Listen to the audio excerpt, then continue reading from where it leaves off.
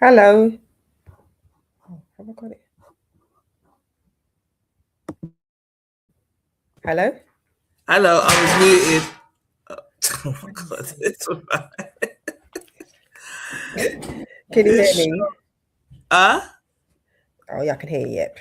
Can you hear me now? Yeah? Yeah, I can hear you, yep. You all right, lovey? Yeah, what's going on? Not much. There. Getting through the day. What was you going on about now? Did you figure it out? No, I just typed it in manually on my from the phone, yeah. Because then I was able to get to it before, but for some reason it's I need to do it again. Let me put my other light on, hold on. I can talk you through that later, not 1 minute before we're meant to go live.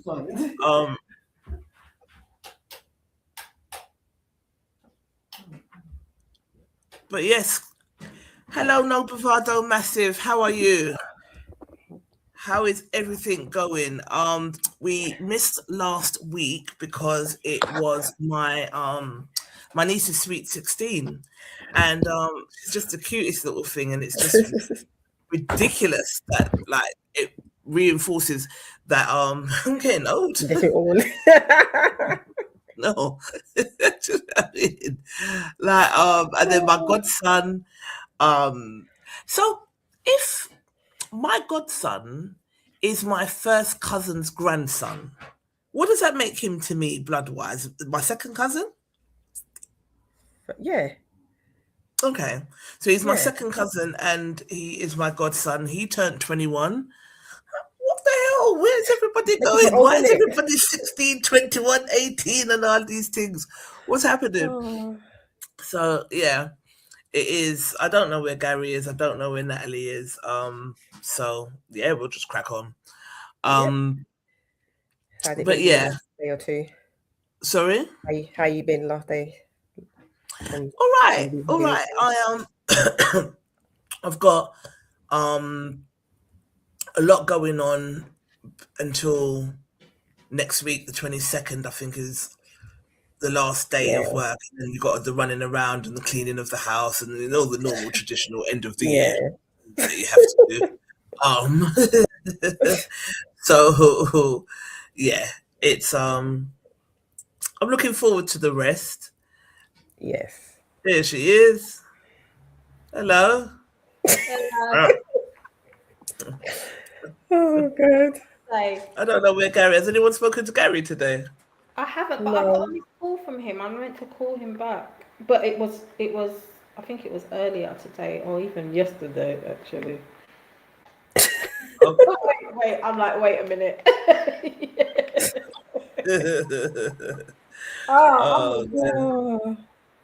Nice to see you. What you been up to, Nats? Working like a bumper ass. I cannot wait. I'm so over it. You know when you've got nothing left, yeah? Yeah. So right about this year, you just be slowing down and doing nothing. No, everything at work. We got caught. We got this. We got bundled. It's just like, oh please. But yeah. Mia. Here's Chica. Welcome, Spotlight listeners. Thank you for being here with us. We have to start on time because we have got a whole broadcaster. So yeah, it's good to see you all. How are you, Gary? Looking very sleek in there. You're black. Yeah. Like the ladies like milk tray. That's what it reminds me of. You're You know, I thought you lot was all on diets. Why? Why? It's Christmas, isn't it? No. Before Christmas, have your shop before Christmas. No. Mm-mm. No. Diet. Everyone's on a The diet. worst time. This is the Everyone- worst time. In a mixed sense diet now.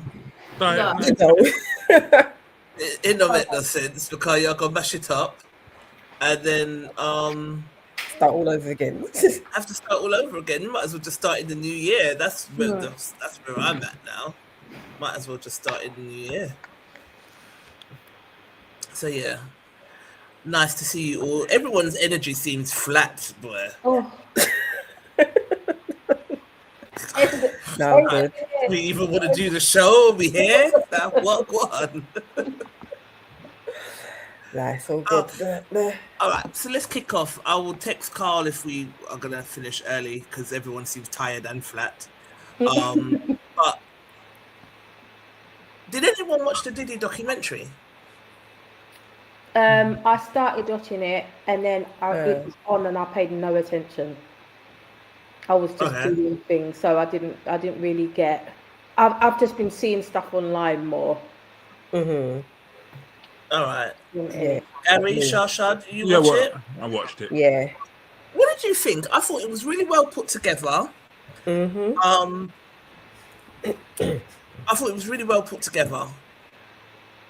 It enlightened me, put it that way. I was shocked. And I didn't think I would be. I was very, very shocked and disappointed in seeing a black man who had done so well for himself from scratch, and then to know that behind the scenes he just seemed to be the most evilest person, and he never had. For me, he doesn't have any friends. It's all about him. Whatever anybody can do for him, he's happy to have you there as long as he shines. That was the main thing. I wasn't too pleased with what I was seeing at all. So just I know it's going to be really awkward. That noise, is that Hoover or is that just my side? Can't hear anything. Okay, cool. Let me log out and see if I can come back. I can hear I can hear like a Hoover. Is it you? Yeah, but I haven't got no Hoover on. Hold on, you can hear like you can't hear like a noise. Okay. No, I can't. 1 second. Okay. No. Let me. Oh, slightly. Now I can hear it. But it's loud, my end, so I don't know. It might be you. It ain't me. I've got no Hoover on. I don't clean. Let me do it on my phone because I think it's me. I don't know why. I'll do it on my phone. No, it's still there. No, it's still there. It's still there. Let me log if I come back as well myself. Who's going? I can't hear it, but I haven't got nothing. We should do sound checks before the actual event. But anyhow, I'm just sitting here on my own. Can you still hear it? No, it's gone. Unless it's my speaker, but I can't hear anything. I haven't heard anything. turn your phone the other way. Oh, sorry. I can hear it now. Yeah. Am I the only one that can't hear it?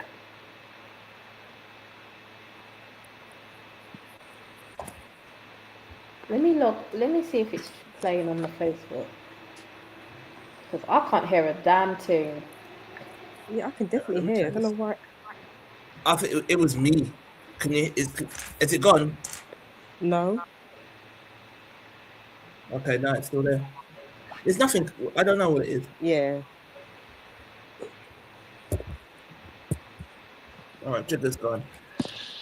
So, hello. I can hear you. Yeah. I don't know what that is. Yeah. Can we just do our best to ignore it? Because Puff Daddy, I wasn't happy with what I saw of him at all. Do you think it's all true? I do, yeah. Go on. I was watching because I always like to watch the other bloggers to see what they say about things and like different reporters. And there was one guy that was on there, I can't remember what his bloody name is. I was just watching him, he was saying 7 reasons why he hates Drake, but that's another story. But if you type in 7 reasons why I hate Drake, you'll know who I'm talking about. I can't remember his name, but he was saying that he actually interviewed Biggie, and when Biggie was saying, "Oh, I'm paranoid," and I feel like someone's going to kill me, this was way before the Tupac. So the way that it was framed is to make Diddy look like he was behind it, but that's not. It's different parts of reality streamed together to make things look like a story. That's what, because he was like, I did that interview. It was me that did the interview, and he did say that, but he was talking about his rise to fame. And obviously, when you're out there and you're talking about your rise to fame, and you become a target, people want to rob you. People want to. Do you understand what I'm saying? But it wasn't that he felt that way after Tupac got murdered, but the way it was framed in the documentary made it look that way. So I found that quite interesting. But for the most part, I mean, I was a huge Diddy fan, definitely. But I've always said his sexual endeavors have nothing to do with me. If he's gay, I don't care. I don't see what the big deal is. I honestly don't. If he's gay, so what? If he has freaky sex, that's his business. I don't care. I don't see what the headline is there. But the documentary did, there seems to be a pattern of drugging and raping. That's a problem. That's a problem. Aubrey O'Day spoke about, well, she says she has no recollection of this. She just read this as part of an affidavit. And she spoke about, basically, someone said they walked into a room and she was like passed out and like just inebriated, and one guy had his penis in her mouth and another guy was and Diddy was penetrating her. She says she has no recollection of this, but she was like, was I raped? Like, what the hell? Like, she was so out of it that if it did happen, she has no recollection. That I have a problem with. But I don't know where Jigger's gone. I wanted to get his opinion, but I don't know what's happening. But there are a lot of people that are coming out and basically saying that it's tearing a black man down. What is 50 Cent doing? This is not what we do. We're supposed to protect each other. We leave. Dame Dash said we leave the tearing down of the black man to the white. We've got enough people doing that. Ja Rule saying the same thing. Marlon Wayans is basically saying we don't kick a man when he's down. So there's a big controversy about, well, who do we protect? The predator or the victim? That's the thing. Yeah, that's. I hear what they're saying where they say you don't knock a man down when he's already down, but at the same time, look at what he's actually done. You have the boy band, I can't remember what they're called again. They did an interview and they said, well, saying, you know, grown men are breaking down crying. So at what point do we protect the people that have been affected by it and stop protecting the one who has done it? It doesn't, to me, just doesn't. It's like they're trying to say, well, you know, keep it behind closed doors, which it has been done for so long. Right. At what point do we stop doing that? Yes, it's they're 50 and Diddy got their own beef that's been going on for God knows how long. And for me, I just feel like 50 has in his head come to a decision where he feels like it should be out there in the open. Like, the hip hop world is not what we think it is, and that's what he's shown it. I don't think he's doing it for that. I think 50's being 50. I don't think he's doing any kind of community service.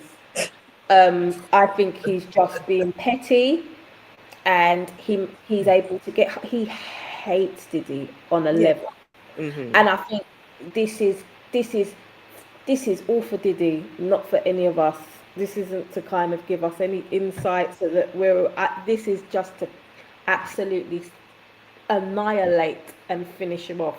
Yeah. I don't think he should be I think we should protect our people to a certain point. I think with things, if you're doing certain things and it comes out, are you that?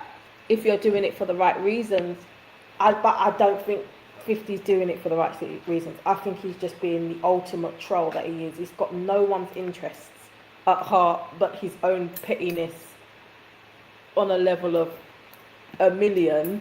But do we kind of hide these things? No, I don't think they should be hidden at the same time. But I don't think he is like 50 Cent's being Mask of Zorro on our behalf either.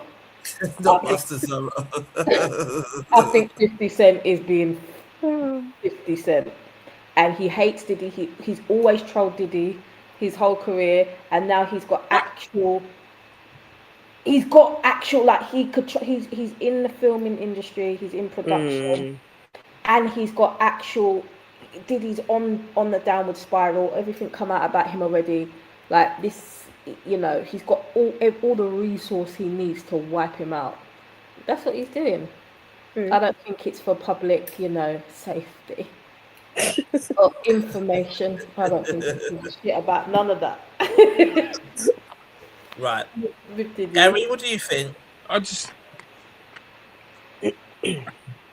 part of this is, for me, I agree, it's 50's not doing it for no one other than to make money for himself and to put something out, like a little, what did Damon Dash call it? Tittle towel. He's chatting tittle towel about another man. And don't need to do it.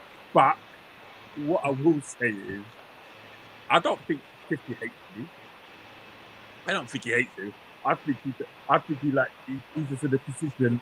I think I'm gonna say it's quite. 50's a bully. He's one of them man. He just one of them man at school. Like, you know what? I'm gonna give it to you, and he's gonna laugh at that. So I don't think it could have been anybody. I don't think it's just because it's Diddy. I think it could have been anyone.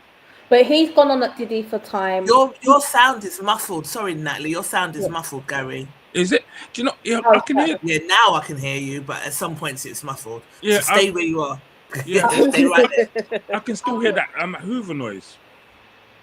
We're gonna have to ignore it because I don't know what it is. There's nothing we can do. Maybe it's from Spotlight. Can't because Spotlight's muted. But anyway, like are they? Yeah, they are. Yeah. So as I said, he's hated him for years though. They've had for years, and he was with his baby mum, who he actually liked at a time. Yeah. And he's always held on to that. And it was always a one-sided beef. I think Diddy has gone on about Diddy so much in the press over the years, and you've never heard Diddy say a word back. He's never retaliated for whatever reason. Can I say one thing? 50, as far as I'm concerned, 50 don't hate Diddy. 50 hates Ja Rule. From that. And if he was doing something, it would have been like a Ja Rule thing. Yeah, but Ja Rule's not doing the things that Diddy's doing. Yeah, but if you think about it, the three top billionaires, if you think about it, the three top billionaires, to me, it's like a power thing. It's like drug dealing and power. So the three top billionaires in hip hop is Diddy, him, and Jay-Z. He attacks Jay-Z. If he wipes them out, Dr. Dre. Oh yeah, true. I forgot about you got Dre. You got Snoop. Knight. Is Snoop a billionaire or a millionaire?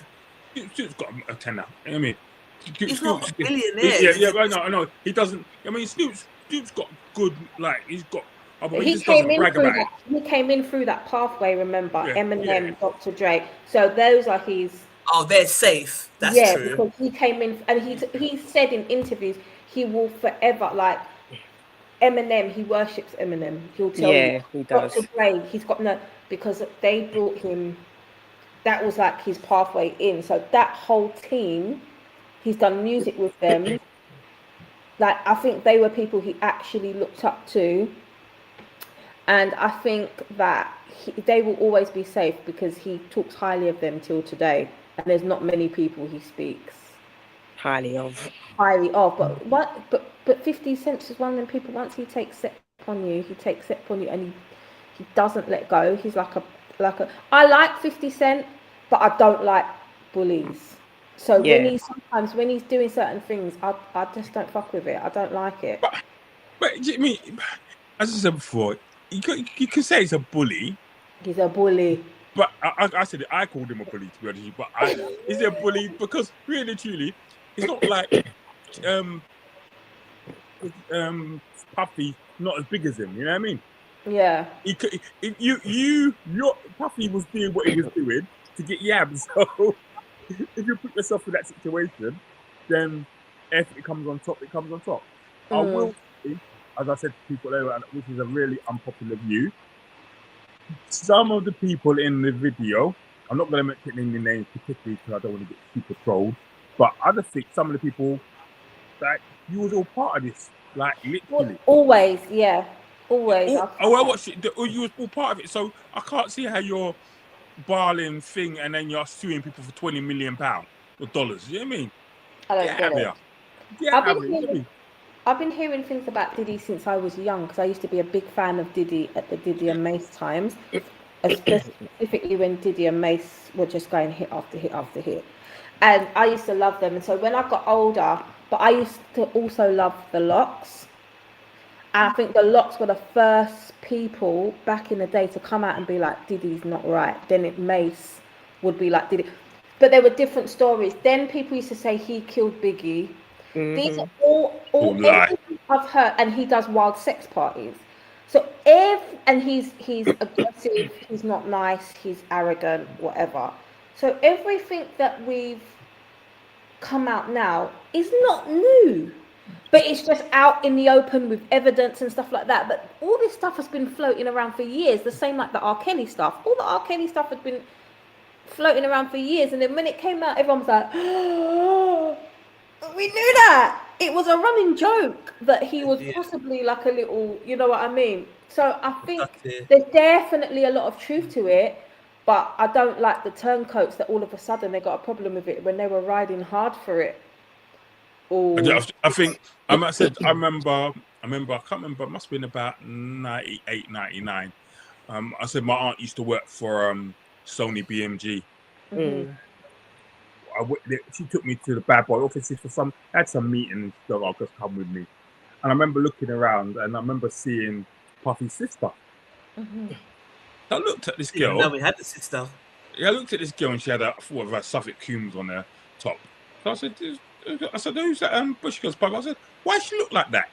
He goes, you know when your brother keeps all the money to himself? Like, she looked.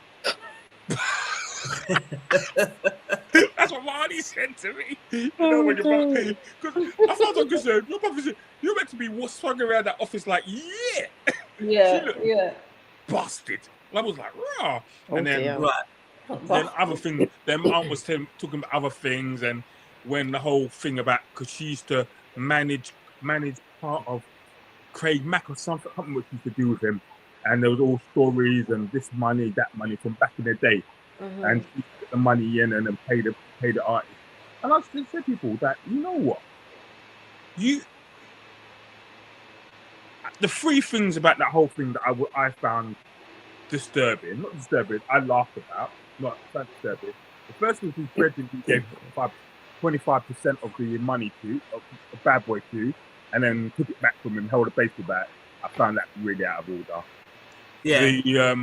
The thing when he was in Harlem, looking support from his brethren, and then he's talking about how he needs to have a wash, I need sanitizer because all these people.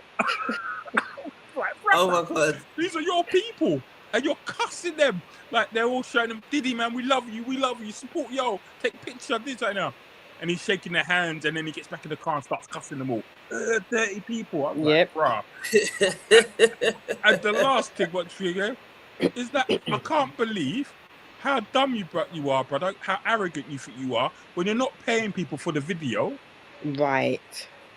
And bank, left it out there. Like, you didn't even put a little thing on it where, you know what, you can't sell it to nobody else or whatever. Put some sign thing. What do you mean?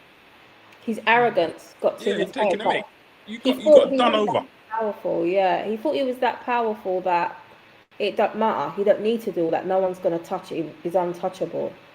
That's Yeah. exactly what he And said. you just see him pacing and panicking and panicking and panicking. I remember seeing that bit in there. And I remember the guy, I think I watched more of the last episode with the guy that's still waiting for his money today. Yeah, Exactly same right. 25%. Mhm. Yeah, but do you know also made me laugh? Not made me laugh. I just said how loyal some people are to people. The Oh girl, yeah. the girl from Diddy Dirty Money, who he wouldn't even give her $5,000 to support her in a court case against her husband. That was And Right. disgusting. when he needed help, he phoned her and she backed him. Like, are you serious? girl? Mhm. Yeah. Is it Like, Dawn? Yeah. he was doing what? Yeah, he wouldn't give her. One of No, them. not doing the other one, Kalina. Cleaner. She asked him for $5,000 because she Oh, had to go court for her husband, for her baby or something, to her son or daughter. Then phoned Diddy and Diddy said, "Boy, he ain't got it." Something along them lines. And then she said, "He does. I really need it. It's gonna get my son back." And the other. ridiculous. She didn't have none of it. Then he phoned her up. When in a video, you see him phoning up, talking to her about So the Dawn dropped the court. lawsuit. Yeah, on The other Diddy. bandmate. Yeah. Mhm. And then she phoned him up and was like, oh, he phoned her up talking about how he needs her help. He needs her a massive favor. Will she come out and say that never happened? Blah, blah, blah, blah, blah. Mm. And she did it. No, you know I love you. You know I love you. You know I love you. And then she did it. That for me is like, brother, when I needed help, you can come to me. Right. He was walking around with $9,000 in his his- fanny pack in cash. In that interview, she asked him for 5,000. He said, "No, can't do it. Doing something else. Sorry, you're a billionaire. $5,000 is like 50p. quid. Yeah. Right. £50. Like you could have done that. So there was definitely some little bits and pieces about his character that I felt were like, ooh, this doesn't look good. And I don't know. Like the audience seems to be split. People seem to be saying that 50 is a troll and that he's kicking a black man when he's down. And then there's other people that are saying, but we're literally we're protecting the villain out here. So let's see what our No Bravado Massive said. There was one. Hang on. Let me share my screen. There was one post. There was a couple of posts that went out in relation to this, and this one caused a lot of outrage. Can you see my screen? Yeah. All right. So, Sully Dolda, he says, back to Cassie. Had Diddy married her all along, we wouldn't have heard anything about the assault, beating as such. This wasn't his remarks, by the way. I think he copied it from someone else had made these comments. Leave the freak-offs out of it. She probably arranged for the gigolo and obviously orchestrated many of the freak-offs then because her career was in sight. That girl Cassie walked into Diddy's studio with her boyfriend, who set up the connect to begin with. Diddy promised her a record deal, and then she dumped her boyfriend fast. He was never seen again in the studio after that. After 10 years, she realized Diddy was only using her as a trophy girlfriend and for his sick freak-offs, and he wouldn't commit to marriage. Then she got angry. Now her career, I think he's meant to say now career no longer brought happiness because nature will always win. Career can never make a woman happy. Cassie dumped her faithful boyfriend who connected her to Diddy because Diddy offered her a certain life and career. She was doing just fine with her boyfriend, by the way. Again, I say, had Diddy married her, she would have enjoyed everything, enjoying herself. The real grouse is that he didn't marry her. Cassie also pushed Kim, Diddy's baby mama, out of the scene because women supporting women. If she was old enough to make a tough decision to dump her loyal boyfriend for Diddy, then she was old enough to know what she was walking into and willing to endure what she wants. Cassie is not innocent. She's only part victim. She signed up for it and she knew exactly what she was doing. Only realizing 10 years in that she was being used and that there wasn't going to be a ring on her finger, the other hurt ladies accusing Diddy in that documentary are way more victim than Cassie.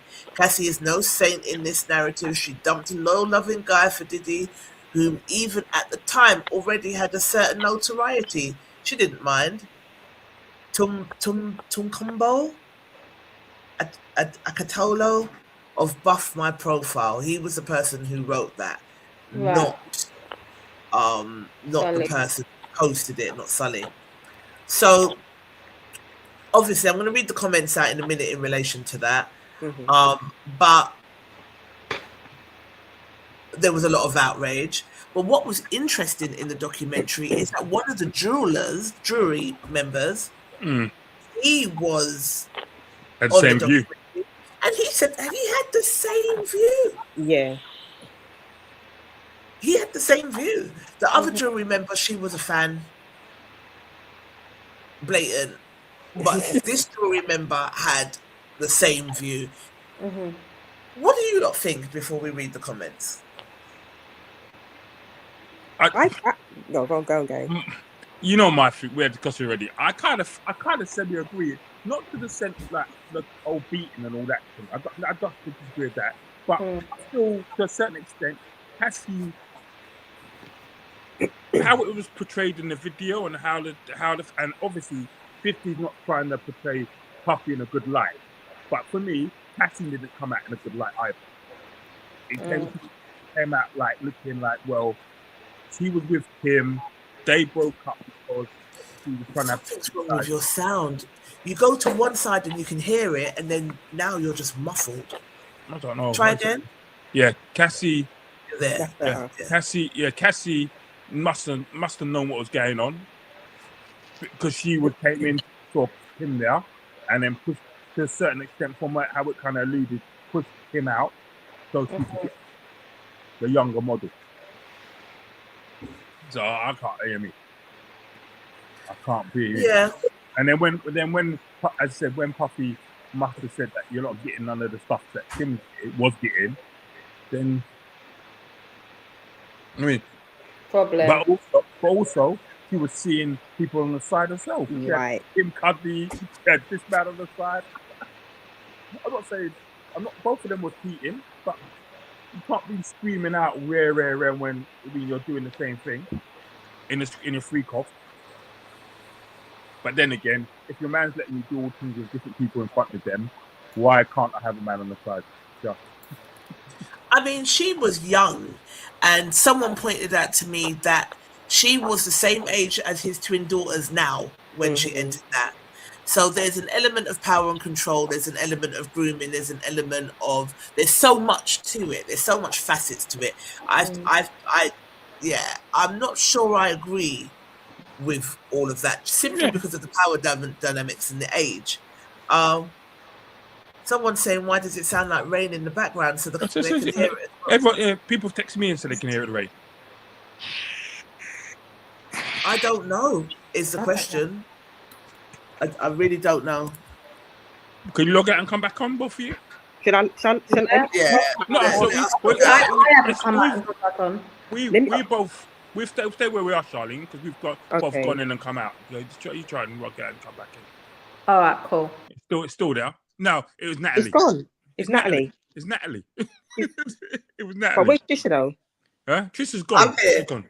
It was Natalie. Natalie. It was Natalie. Okay. I'm like. As soon as you go, it disappeared. Right. Okay. Thank you, Rosemary. Okay. I couldn't hear it until it was loud. Yeah. It was loud. Then it just started to get louder. And, viewers can hear it now. So no, it's Natalie. She's come back. It's you, Nat. Can you hear it now? I can't hear it. I don't know what it is. My house is silent. It's definitely you. It might be the computer. Come out, reset your computer, restart it or whatever, and then come back. Okay. Yeah? Yeah. So go on, Gary, you were saying? It's definitely that. I thought it was me for real. Yeah. So, go on, Natalie. No. I mean, Look, for me, as I said before, as a person, I'm not gonna not puff what he's done or what he's done, how he's done things. Right? I think he's done an amazing job, and to drive yourself to be that kind of successful takes a lot. Yeah. So started as Drake said, start at the bottom. Now we're here, rolling. I can't even argue with it. What I do believe is that when people put people on pedestals, they like to break them down. And if you're on top, someone's always trying to come for your crown. Always. Don't matter what field you're in, someone's going to come for your crown.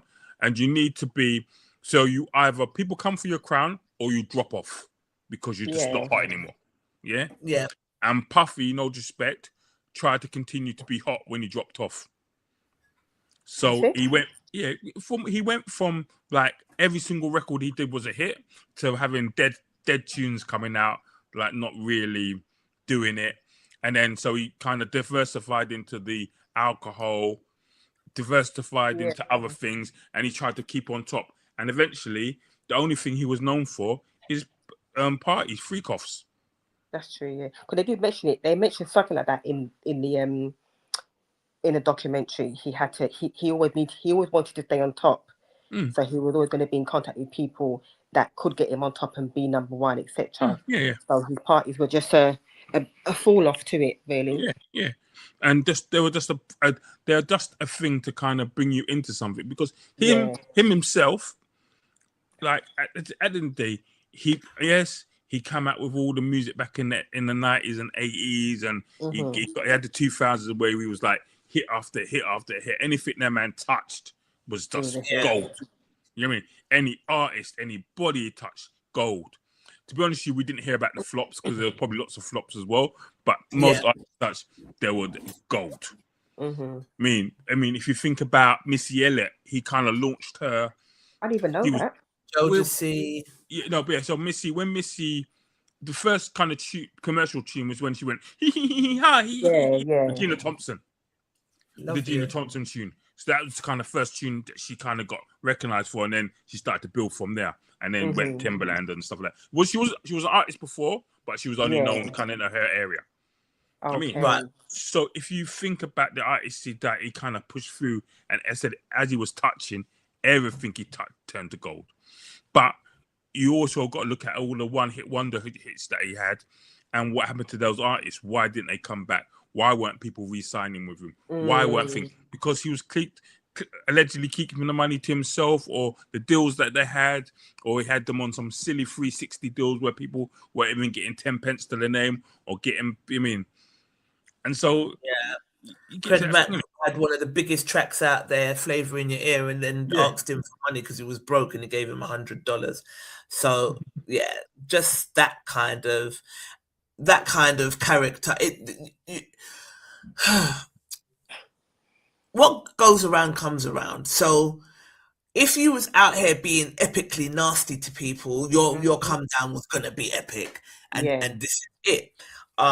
So I don't know. I mean, I was watching Cameron because I think Cameron and Mace are hilarious, and then Cameron had done like a little like a show on his own. Mace wasn't on it, and one of the things he said was like, everybody is blown away by this documentary because of how raw it was, and this just the footage of him saying certain things is so damaging that it's like, oh my god,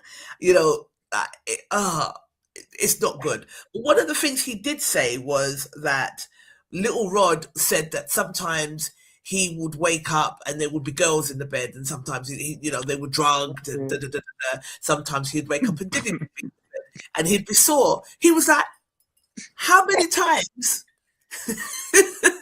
are you going to wake up sore before you say, blood? Well, God, I'm not doing this. Do you know what I mean? So I do think that, like I said, I stand by what I say. I think that he was a legend. He definitely shaped the 90s and stuff for us in terms of music. I do not care about his sexual endeavors. I don't care who he has sex with. I don't care about his sexuality. None of that is my business. What I do care about is raping and drugging. You can't do that. Has to be consensual. If it's not consensual, that's a huge problem. Moving on to Cassie. No, but so before, sorry. You know, right? Let me ask you a question. Go on. Raping and drugging is wrong at all Yep. steps. I'm not arguing. Mhm. If you get raped and drugged by the same person multiple times, It's well, not happening. Okay. The only one that seemed to be gang and weren't having a bar of it. At some point, that means you're consented. Yeah, because you're going back to the same place that did it to you over and over again. Working for a health service or for a service, there's two types of consent. There's verbal consent or written consent, or the applied consent. So if I'm taking your blood, Trisha, I say to Trisha, I'm taking your blood, and you put your arm out to me, and I take your blood, you've applied that I'm going to. If you don't put your arm out and you have your arms like that and don't say yes, then I'm forcing you. But if you put your arm out, so if people are putting their batty out, they're putting their batty out. Oh God. Not if people are putting their batty out, they're putting their batty out. I definitely feel like some of them were complicit. I don't know about the Cassie thing. Like I said, I don't agree because of the age that she was in. She was at the time. I think there was a power dynamic there that was balanced. And I think abused people do stay in cycles of abuse. And she was indoctrinated from a young age. Mm-hmm. So I'm not entirely sure I agree with, you know, as she got older, she did leave and she stuck him good. Like, she got 30 million? She dealt with him good, boy. In the end. Imagine that little Cassie bring him down, you know. But the funny about all of this. So the funny thing about it though is, as the girl said in the video, she had side guys on the side all the time. Yeah. Undercover. And, she had more than one. And then sometimes overcover, you know what I mean? At first, for me, yes, she was young when she first got into the whole 19 very young. So I just thought she looked at Puff as someone that could get her to where her career wanted to be. At the same time, she also, she envied Kim, because Kim was a stay-at-home wife, had the kids, treated like a queen, all the rest of it, will come out to certain things, and that's what she wanted. She didn't get it, and I do think that's when things kind of went a bit downwards there, because she always wanted what Kim had and was never going to get that. Diddy was never going to marry her, and that's what she was upset with. And I think that's where the whole spiral came down from. Yes, as you said, think that's why she destroyed him ultimately. I think so, yeah, because she said it herself. She was jealous of Kim. She wanted to be who Kim was, and that was never ever going to happen. And Diddy showed her that. Kim walked away and did what she had to do and whatever not. She was cool, but the fact that she stayed there for so long, at some point it's like, okay, when she's big, the fact that she did what she did to Diddy is like, to me, I think myself, was you that naive? At what point did your head change? She saw the money. She realized that she wasn't going to be getting what she was getting, and a few of the things that she did with when Diddy found out that she was seeing other guys, she knew, and more than once, she knew that he would make him flip. The man went to someone's house with a gun to shoot them. Like, right. So you know what kind of person you're getting. He's a nutter. If Charlie, if me and you if you are seeing somebody, right, and me and you do the thing, right? Yeah. And I know that you got a man, I'm saying, yeah, right, we'll get this kid. I know your man's a bit mad, man. And you let your man come to my yard with a gun. Me and you ain't talking. Right. Yeah. He's just... Well, let's see what I know Bravado Massive said. There was a couple of posts, but this is the one that I've got to hand. I don't think Natalie's coming back. Natalie must have said Bundes. I'm not coming back.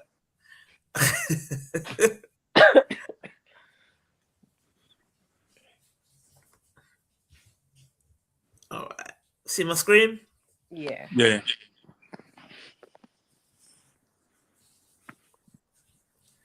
All right. So obviously it triggered a lot of people because a lot of people view Cassie as a victim. So Nick's rolled her eyes. Dion said, "Long story short, you're insinuating she deserved what she got, or that she should have put up with it and shut up." There was lots of replies to that. Sharon said, "This is a rage bait post," shaking my damn head. I said, to be honest, a lot of people feel this way. It's really disturbing. It's not a rage bait. The one of the jurors, this is why he got off. Because one of the jurors sat there and said exactly this. Mm-hmm. Claude said, I had to read this twice, like, wow. Karen Gill said, "Are you saying it's okay to treat a young woman abusively? She was a 19-year-old girl caught up in an abusive relationship. The fact that he was rich and famous is irrelevant. Violence towards a woman or a man is unacceptable. No one asks or deserves to be abused, period. I can only imagine there was a lot of grooming, coercive control, etc. involved in their relationship. By the grace of God, she got out alive." Can you not see these? Can you not? I can't read them, but they're too small. All right. Sally says, "I'm not the author. Some of you need to read. I'm sharing and seeing views. I'm sharing it and seeing views." Natty said, "Power imbalance, exploitation. Sorry." Bring it up a bit more. All right, I can read from here because Natalie's back and there's no rain. Yay!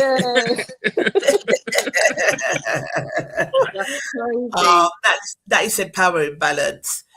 Denise still lost me at nature would always win. Career can never make a woman happy. I said a lot of people share this view, and this is exactly what's troubling. Saying Cassie signed up for it because she made a career decision at 19 is dangerous thinking. I mean, 10 years in, that took her to 29. She's never going to be the same person at 29 than she was at 19. Does that make sense? Mm-hmm. Right? Breaking up with a boyfriend for industry opportunities does not mean you deserve abuse, coercion, and violence. Some of the things that the sex worker described, like she smirked at the sex worker and he punched her in her chest clean across the room. Do you know what I mean? Those kind of things, like, what? Like, not someone's daughter, and you got two that at that age now. Yeah. So that's where my thinking is. Those things are not equal. We need to stop pretending that they are. Power dynamics matter. Diddy was a global superstar with money, influence, and control. She was a teenager with a dream. Ambition is not consent to mistreatment. The idea that if he married her, she would have stayed quiet says more about society's conditioning than it does about Cassie. It suggests victims should tolerate abuse as long as the lifestyle looks good. That mentality is exactly why powerful men get away with things for years. Cassie doesn't need to be a saint to be a victim. Human beings make complicated choices, but none of them justify being harmed. We can critique her decisions without rewriting abuse as something she chose. And that's where I'm coming from, because some of the things were straight up abuse. So I'm not saying that, she probably did organize some of the freak offs. Like, she did. Not probably, she did. But there were also times where she said no and was beaten. There was also times where she tried to get away and was kicked, the shit kicked out of her. So, and I think as she got stronger, she left. Yeah. And she took 20 million with her. Do you know what I mean? Like, pay me for my shit. Dion said this: she was a kid, he was grown. Her desire for fame should never be used to justify abuse. Colin, who is a psychologist, so I really find because I always find his comments to be really quite well-rounded and deep, and then he explained that he's a psychologist. There you go, that makes sense. Anyway, he said absolutely powerful response. As a grown man, we know better. It's not a means to an end, as many people think. She was old enough to make her choices and decisions because she was 19 years old, and that's the furthest thing from the truth. Diddy is a narcissist and always has been one. He's out of control. Only this time, he's not in the studio to control the tracks. He's in jail where he belongs, and I hope he remains there for a very long time. The man is pure evil. For some folk who think it's okay, I simply cringe at the thought of this. Had this been your child, we really need to look at dynamics here. Nothing wrong with having an open discussion and being opinionated, but when you accuse the victim as she asks to be abused, I have a serious problem with that, as she could be my own daughter. A very sad world that we live in when we see no problem with physical and mental abuse. I'm not going to read out everything. Louise said you're sick. Stephen Moy said he controlled nearly every aspect of her life, including career, finances, housing, and piled her with drugs and alcohol. This power dynamic and manipulation are described in the context of grooming on a grooming process. I agree. I agree. There's grown women who are still in domestically violent relationships because the cycle of abuse. I've seen it so much times as well. And like, you got to thank God if you've got a strong spirit and you're like, blood, not me. Thank God for that. Not everybody's like that, and sometimes people do fall victim to the cycle of abuse. And again, there's a lot of victim blaming and not enough naming and shaming of the predator. It's interesting. But in saying that, you do say that, but then when 50 calls it out, people are saying he's a troll. I don't think he's a troll. Not troll, but yeah, they're saying, oh, he should. A lot of people are saying, but this is where, because I'm going to go on to different topics anyway, in relationships, because someone put about, I think it was Junior Bogle that was saying about predators in society and what is it that we would do, because there just seems to be a lot of protecting of them in the Black community, and it's something that we need to really look at. It's all right to name and shame, or like, say for instance, if people bring up that a Black predator, oh, but Elvis Presley done it, he was sleeping with Priscilla Presley when she was 14. What's that got to do with us? It's not our thing. Do you understand what I'm saying? So we can't justify dirtiness in our community because other communities are doing it. But for me, about Elvis Presley or anybody like that, there's a difference, and the difference is it was legal. In some American Alabama, it's illegal to marry a 13-year-old.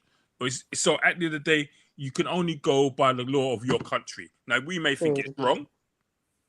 We may think it's wrong, but it's legal. If it's legal, you can't be telling me, oh, well, in our country, we can't do that. And then it's not in your country.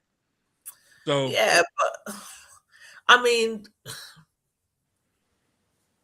I don't know how to respond to that, to be honest. But I don't agree. But I'm trying to find my words because the people who make the laws, some of them allegedly are the biggest paedophiles anyway. So.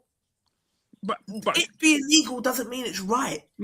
No. Well, I think my point is you can only go. It's a bit like I had a disagreement with someone years ago about someone was having a go about Jamaica and talk about how it's a homophobic country and this, that, and the other.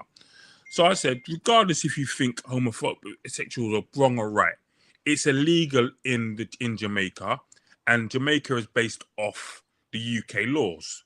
They're saying, well, UK's changed the laws. I said, but Jamaica isn't the UK, so you can't hold us to the same standard when we've taken your laws and run with your laws. You can't then come and say, well, we've changed the laws, so you need to change. We're not run by the same government. So if it's illegal in one place, as you say, go to Rome, you do what the Romans do. That's what you need to do. If you go to Dubai and you know that you can't be kissing up girl on street because you'll get arrested and put in prison. Yeah, but so you know what they do? They go on yachts because no one owns the sea, so you can't. So they go on yachts and do a whole bunch of debauchery on the yacht. Doesn't make it right. It's just a legal loophole. So, I don't know. Anyway, Stephen says, P. Diddy is a cretin and a pum-pum. He only has strength for women.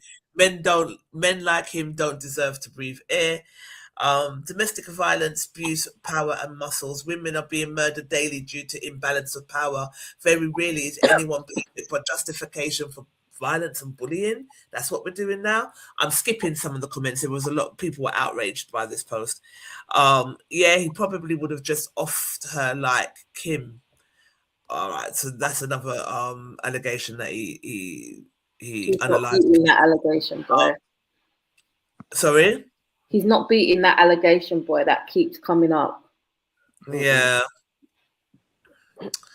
Yeah, so I went on to say, I want to add that in the documentary, 2 of the jurors were interviewed. The male juror that they interviewed basically had this opinion. It explains why a lot of the charges were dropped. And I think it's dangerous. I think it's a dangerous place to be, personally. Rosemary saying it's learned behaviour. He was served a plate from young and didn't scrape nothing off. Yeah, basically, because it kind of sounds like it. They're basically blaming the mum in it, saying that the mum was having them kind of parties from he was young, and that's what he saw. So, yeah, that's it. So that's it for the Diddy. We've spent an hour on that. I didn't need to spend so long on that, but yeah, that's it for the Diddy debacle. Next topic. Let me just find it. Hang on. There was some people did some thing comments, screen comments, Trisha. I saw Can you read them out? He was served a plate from young and didn't escape. There was one before that as well. I don't know, on YouTube. I saw come up. Oh, on YouTube, yeah. I can't see all of them. It doesn't come up. All of it don't come up here.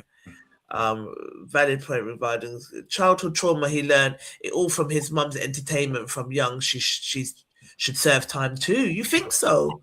Yeah, she was, and a lot of people in the, well, a few people in the Diddy in the documentary said that she is bad boy. She controlled a lot of it. How he did it because of her. And she used to beat him a lot, isn't it? So that one guy said that she says he got a lot of beatings because he used to run the street and not come home.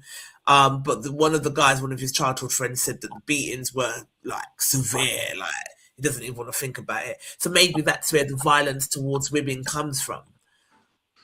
Possibly, maybe. Yeah. Do you know what I mean? The anger and the violence towards women. But anywho, I used to get severe beatings back in for things that were just bizarre. And even I remember one of the guys I used to go to school with, we was African guy. We used to compare beatings, and who won?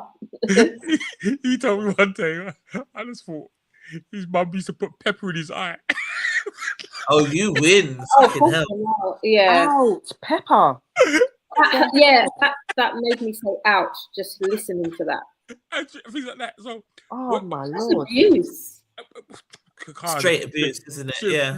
Make you lean.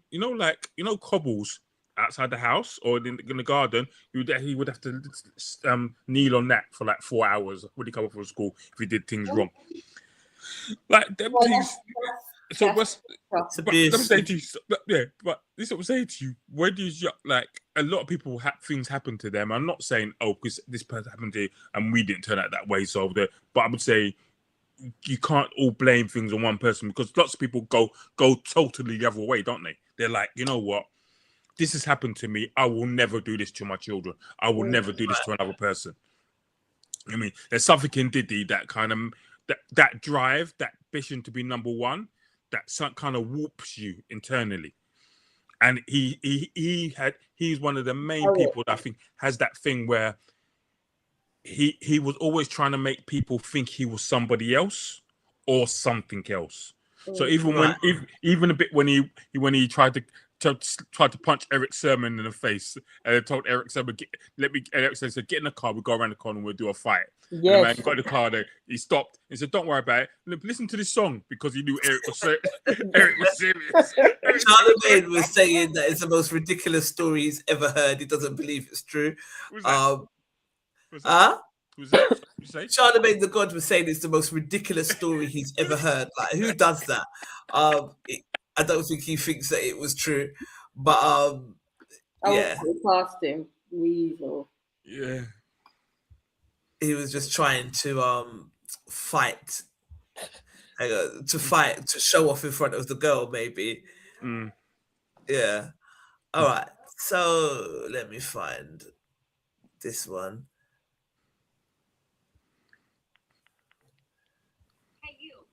Let's just do this one. All right. So share my screen. I've been looking out for one of my favorite bloggers, Make It Make Sense, to see what he's had to say about this whole Diddy thing, but I ain't seen nothing from him. I must be on holiday. Anyway, can you see my screen? Yeah. All right. So, women who intentionally delay intimacy are nearly twice as likely to experience long-term success, largely because slowing down creates space for clarity, emotional trust, and genuine compatibility to surface. Psychologists note that when intimacy isn't rushed, both people are forced to show their intentions, their consistency, and their character. The very ingredients that determine whether a connection can actually last. In a world obsessed with speed, sometimes patience becomes the real filter. So, what do we think about that? Like, I remembered having a conversation with Devon Danvers on this platform, and Devon was saying, "I'm not waiting no 3 months." Enough man say, I'm not waiting no 3 months, but I guess then that's your clarity. Because if they're not going to wait the 3 months, then Yeah. I don't think that's what they're there for, then, isn't it? Yeah. I don't think it works. You don't think waiting 3 months works? I don't think it's necessarily that. I think if they like you, they like you. If they don't, they don't. If they're going to mess around, they're going to mess around with you. If they're not, they're not. Take it from someone that waits longer than 3 months. Okay, Rich? It don't work. Fuck it. Okay. It doesn't work. And we know. I'm an 8-monther. Okay. If they like you, they like you. If they don't, they don't. If they're gonna fuck about, they're gonna fuck about. If they're not, they're not. It's the chemistry. Like, that's what I think. That's what it is for a lot of men. I don't know, but I think it might pop up in their mind. But if they like you, they ain't gonna give a fuck if you guys get together on the first night or the second night. Like, if they do like you, they'll put that to the back of their head. The same way, if they don't like you, they don't give a fuck that you waited 6 or 3 months. They're done.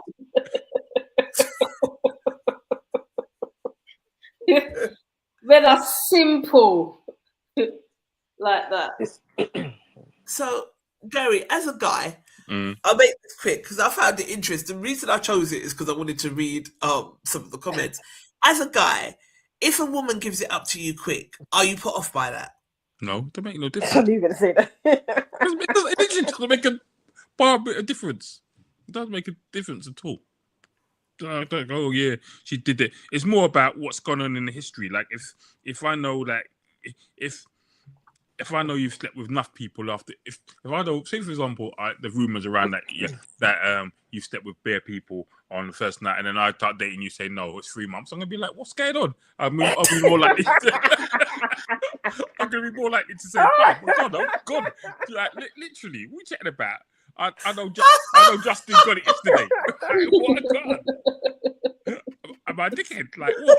I must wait, and nobody else had to wait. Killed. I'm dead. I give you when we were younger, when I used to work on this health bus doing sexual stuff, and work with these young people. So we were talking about relationships and stuff, and this group of girls came on the bus and were talking about how long should you wait with your partner. So they said, because we haven't had sex before, if you're dating a guy, you should wait at least a year before you give him that. So I was like, okay, blah blah blah. So I said, but what about if you start dating another guy? And they were like, well, 2 days. I said, so the first guy gets to wait a year. Once it's gone, it's gone. Oh, don't. It always made me laugh. Like that's something. He's like, first time I ever do it, the person's got to wait ages and stuff. But after that, what? So what? It's free for all, yeah. But like I said, I think it doesn't make a difference if you wait 3 months. Sometimes do you know what?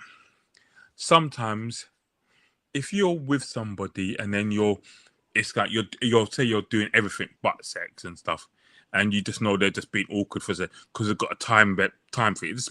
It make you come across stupid. But best if you don't do nothing at all, like even kiss, nothing. Don't start something off and then be like, oh yeah, we gotta wait. No, we don't. That's just a random thing. It don't make no sense. It's literally it's just right. It depends on the guy, basically. Yeah, I mean, yeah, because it's really difficult for us to hold on. So you're saying to me, wait 3 months. So at 2 months we can do everything about have sex, and then on 3 months or on the 31st day of the third month, it's like we don't put no average. Okay, we got to wait for this. Do you know what? But have sex? What do you mean? It's oral sex. Is oral sex. I'm not gonna let someone put it in my mouth, and I'm not gonna. Do you understand what I'm saying? Like, it don't make no difference. Right? No, no. That's oral sex. It's not everyone's penis that should go in your mouth anyway. So. It's true. That should be reserved for your dude. Right. Everybody. Your guy. Yeah. I mean. Well, I'm sorry. Even then, it takes a while before you do it. My courage to do that. Yeah. What if you're gonna do it? If you're gonna do it today or do it tomorrow, what difference does it make? I don't understand. No, but I think some people have rules, and some people naturally, like, it's not even a morals thing. I'm not doing it on a morals thing. It literally takes me a long time to be comfortable with anyone, let alone to do it. And that's if there's pulls out, he pulls it and goes, here it is. That's all it is. It's not like no moral high ground. It's just be like, oh, okay. Remember, no, be like, put your hand on my head. That will make you not do it. That's the worst. Be like, I hate that. That's insulting. Be like Talisa. Remember that? Do you remember that? When she was getting beat up by the penis. Oh my God.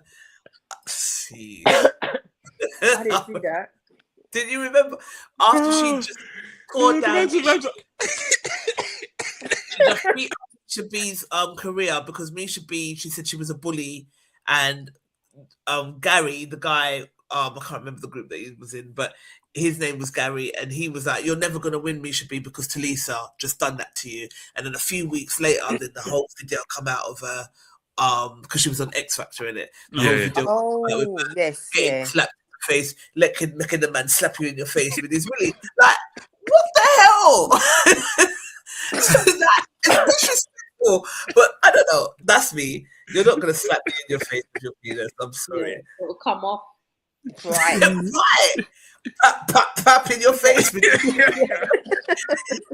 was funny though. It was funny. Oh dear. No. What did Arno Bravado Massive say? Can you see my screen? Yeah. Can you see my screen? Yeah. Okay. So let's review the comments. People had a lot of laughing. People thought it was funny. Ladies, would delay being intimate to sustain having a longer relationship? Lies, says Kwame. Malik said good one. I'm guessing it's Comic Monday, says Kwame. Don't try this at home, says London guy. That killed me.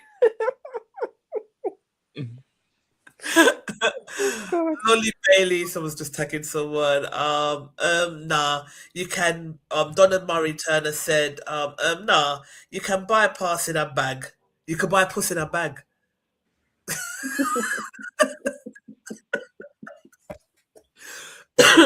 Oh. It's mad because hang on. Amen. Donna Murray. Yeah, that was me busting up. I bust up again, and I forgot that she said that. Malik Kitchen said, "It's mad because men would actually say it's true, but reading the comments, women don't believe it, so they just give it away. The slow creatures."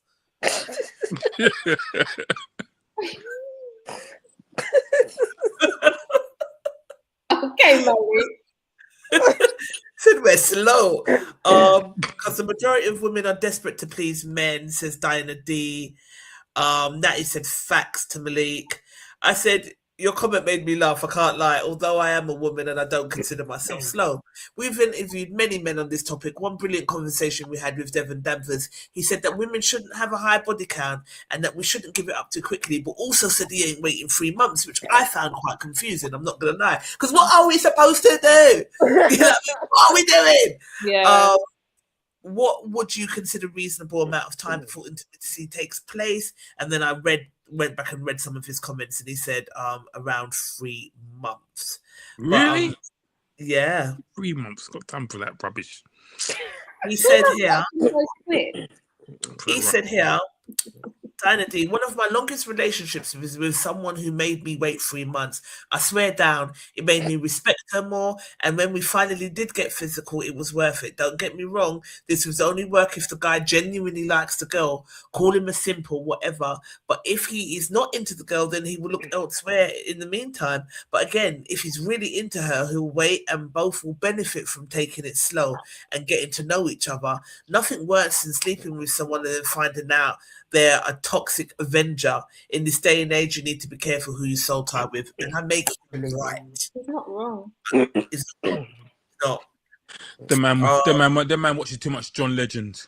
Take it slow. You gotta take it slow.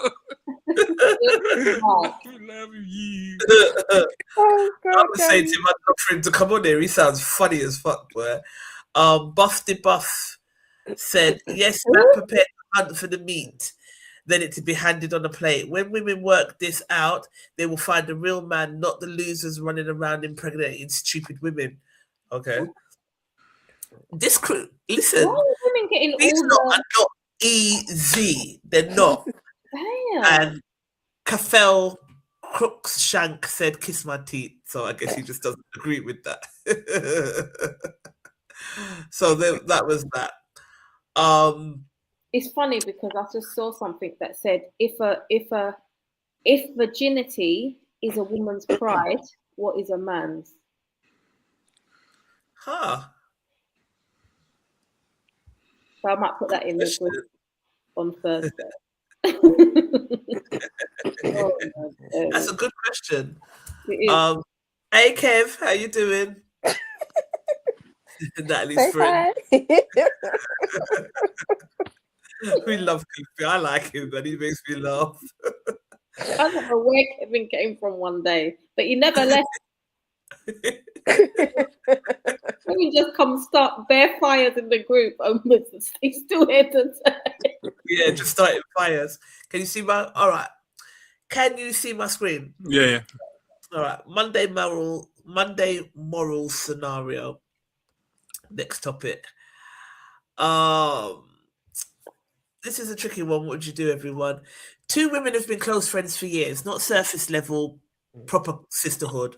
One of them comes from what everyone would describe as a solid family. Her parents are still together, affectionate, supportive, and always seem genuinely happy. You've been around for birthdays, barbecues, Christmases, the whole lot, and they've always treated you like family. Recently, your friend throws a party at her house. Everyone's there, music, drinks, laughter, good vibes all round as usual. At one point, your friend asks you to take her aunt's coat upstairs and leave it in her bedroom. You head up, open the door, and her dad's inside sitting on the bed. You apologise as you didn't realise he was in there and explain you were just dropping off the coat. He smiles and says, fine. As you turn to leave, he gets up and steps closer, too close. He tells you that you are looking particularly sexy tonight. He then leans in and tries to kiss you. You pull away, you leave the room shaken, but don't address it there and then, as you are shocked. This man is your best friend's father. He's married, respected, and part of a family you love. If you speak up, you risk destroying everything. So here's the moral dilemma. Do you tell your friend knowing it can blow her family apart? Do you tell her mother even though there's a chance she won't believe you? Or do you stay silent to protect the family and distance yourself? If you say nothing, are you protecting them or him? This isn't about drama. It's about truth, safety, loyalty, and consequences. What would you do? Guys? What would you do? Drink water and mind my business. Drink water and mind my business. I'm telling you, the person that blows the whistle is always the collateral damage. Drink Right. water and mind my business. Mind my business. Me personally, if I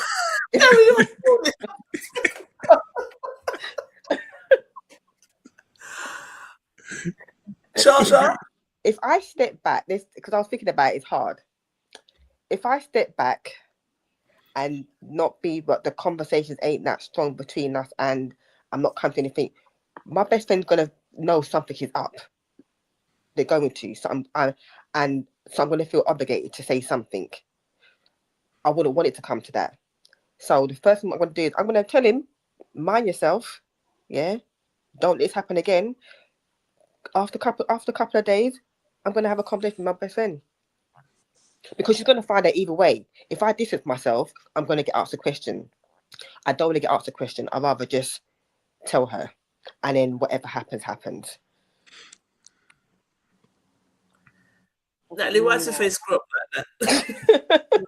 I'm thinking about it. I don't know. I had that with my neighbour when I was... Go on. Don't ever. I'll tell him about his blouse and skirts. And then I'll take it, and then I have to sleep on it.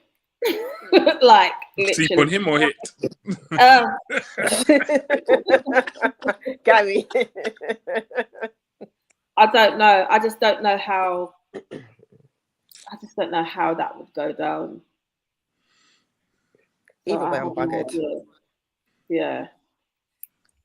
The guilt from hiding it would eat you. But then you could tell them and then it could go up in flames. So it's like, well, what the fuck do you do?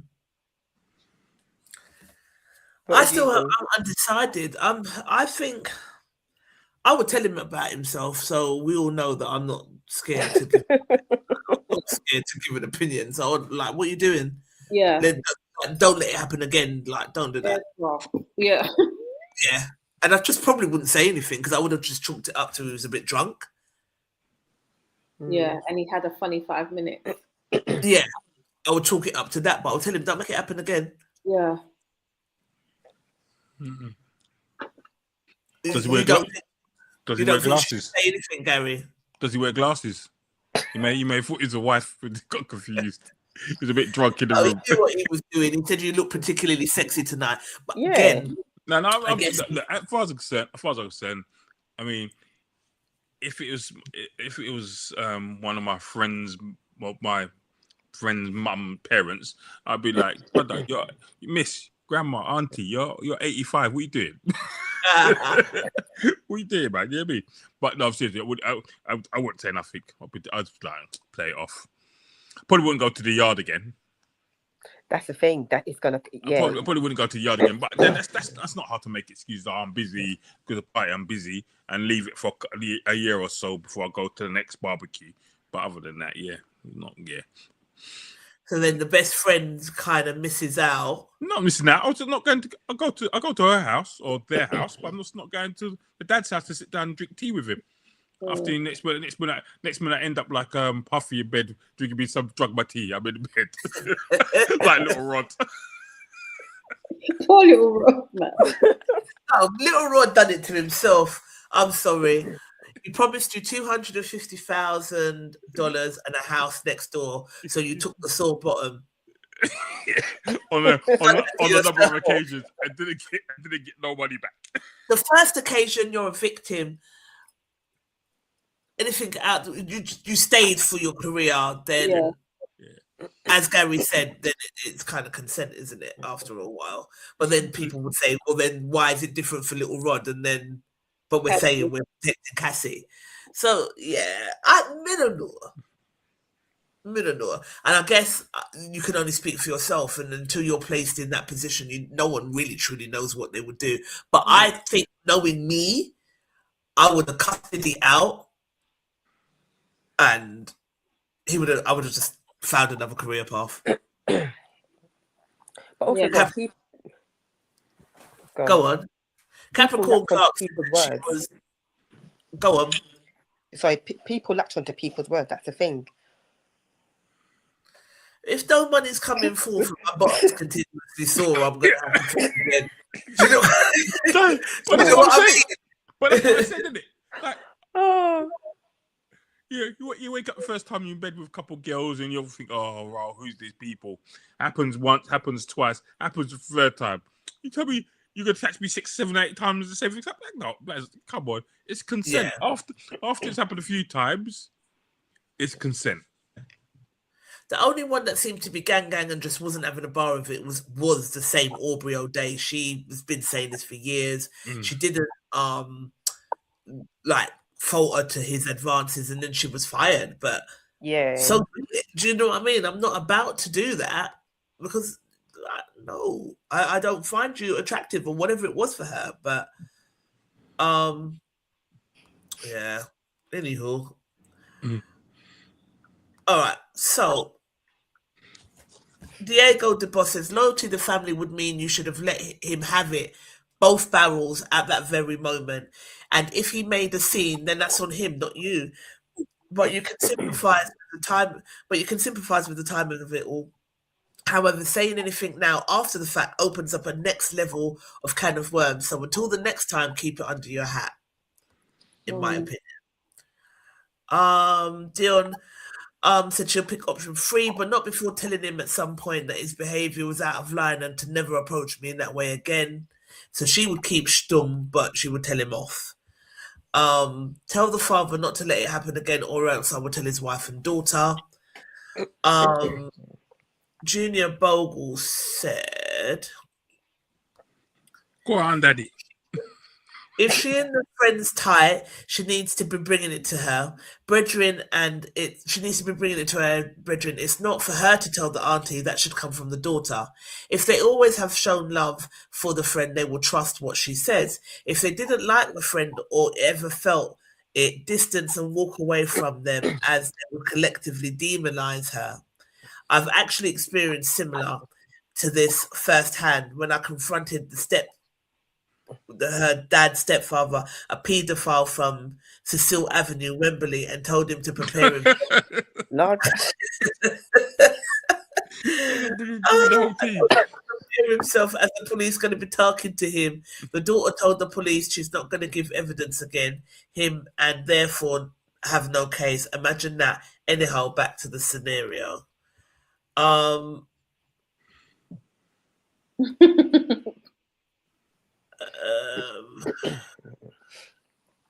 Anyway, suppose he tried it on one of the youngers in the family. Dog need to know as the dog.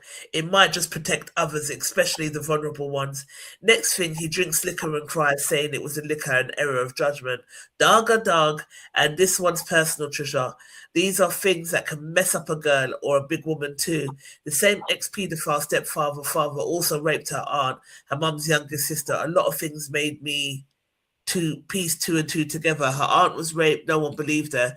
She then turned to drink and has never been the same. This one sit deep with my sister. Yeah. And it goes back to the whole, do we protect the predator or do we speak up? Do you know what I mean? But not sure. I don't know how old these women are, but I'm not sure it's a paedophile situation. It's just out of order. Kill and Go MC said, this is that's so simple. It's not even a debate. Come on. So I said, well, I'm lost. Tell me what it is she should do. He said, She should ease herself out of the situation, be friends still, but there's a wedge. I know I've been there. But I don't think that's fair on the friend because the friend's No. not done nothing. Do you know what I mean?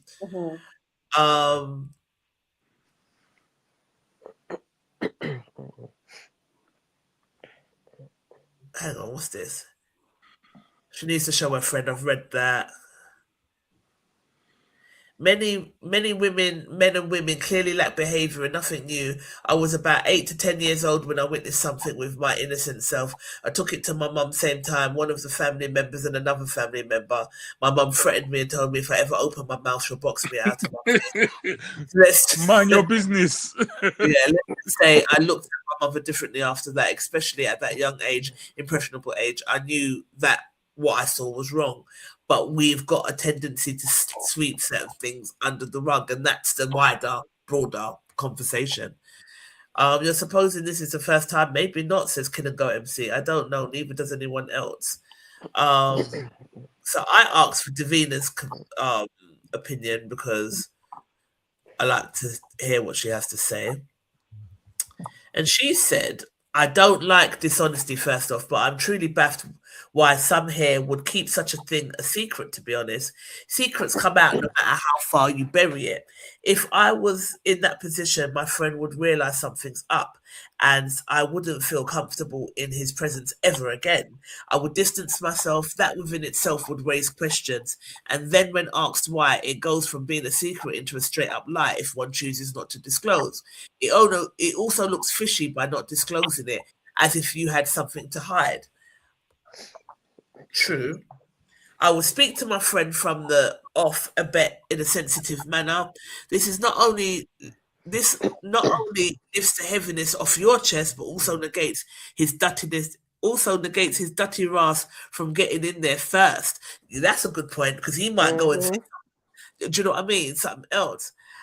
If they suspect you might say something, they fabricate a story. I mean, who is to believe, the beloved family father or the family friend? What my friend does with that information is up to her. My conscience is clear. As you know, I try to place myself in other shoes, and if I was a daughter, I would want to know. Not sure if I'd be home in time to catch a full show tonight, but I'll try. So, yeah. Yeah. So you wouldn't say anything, Natalie?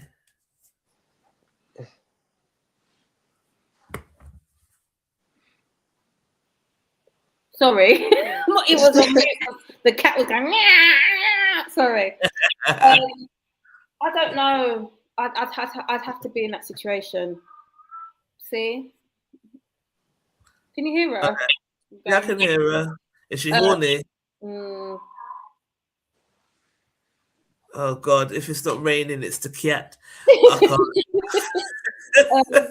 No, I don't know. It literally depends. I would definitely tell him about himself, and I'd have to sleep on it and kind of analyze the situation. Okay. Yeah. Gary's minding his business. All right. Next scenario that I wanted to discuss with you lot before last week, but we didn't do it last week. So this one. Okay. What would you do Wednesdays? So I need to stay anonymous because my whole body is cringing writing this, but I genuinely want you lot's savage opinion. I'm a big woman approaching my 50s. I've lived enough life to know that good men are not falling off trees. So when I met my boyfriend, I held on to him. He's genuinely a good man, respectful, kind, and supportive. The type that checks if you've eaten before he asks for anything. The type that listens. To be honest, he has many great qualities I love and appreciate. Now, let me be honest. The sex has always been just okay. Not tragic, not amazing, just there. Functional, kind of flat at times, but I accepted it because life has handed me enough lessons to know that good treatment lasts longer than good sex. At this stage of my life, fireworks in the bedrooms weren't at the top of my priority list. About 6 months ago, we were doing our usual flat sex session when he quietly asked me to put my fingers in the back door. Lord, I'm sweating typing this. I hesitated. I wasn't sure. It's not my ministry. But he looked nervous and vulnerable, so I thought, cha, it's my man. Let me at least try. It was like I turned on the ignition to a luxury car. This man came alive. It was the best performance of our entire relationship. He transformed. I genuinely had a moment where I questioned if he had been wasting years, if I'd been wasting years of my youth on the wrong men. But here's the issue. He wants it every time now. The only way he seems to reach that level is if I do that specific thing. And honestly, it makes me uncomfortable having effing shitty fingers to get an orgasm or a decent fuck. It's annoying. I'm trying not to judge him. I know grown folks who have grown tastes, but it doesn't feel natural to me, and quite frankly, should not feel natural to him. Here I am judging, but I don't want to be obligated to do something I'm not comfortable with just to keep the sexual chemistry going. At the same time, the sex is 10 times better when we do it, but my spirit is conflicted. Is it selfish to step back when it's clearly the only way he reaches his peak performance? Should I push past my discomfort because everything else in the relationship is amazing? Or is this a sign that we're sexually incompatible and I should bow out gracefully before resentment creeps in? Is it normal? And I'm being dramatic, to be honest. I know you guys will know what I'm saying. I'm too old to be confused, but here I am, anonymous, because my whole body is cringing writing this. But I genuinely want. Oh, is this typed twice?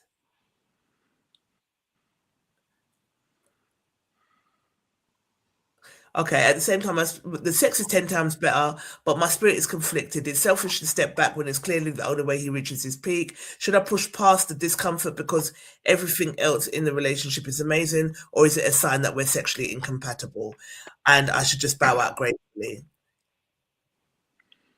Is it normal or am I being dramatic? You reading it again? Yeah, I didn't post it. Charlene did, so I think Okay. you've posted it twice, babe. But yeah. The bottom line is he doesn't get his rocks off until she puts her fingers in his back door. It improves the sex, but she's uncomfortable doing it. What should she do?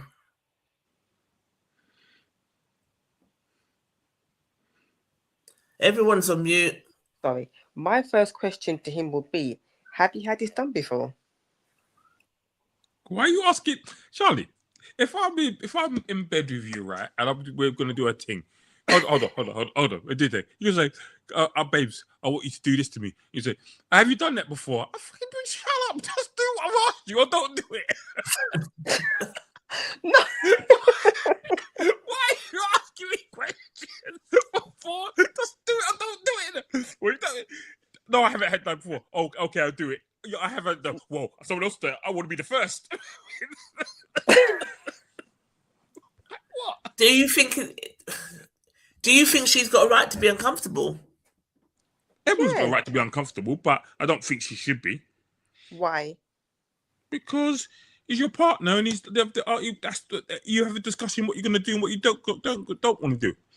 If she's saying no, I don't want to do it, then she has a conversation with you. If she's done it once, then you can do it again. Now, if you're saying it's repetitive, It's the only way she's saying it's repetitive, but the repetitiveness of it is making it good.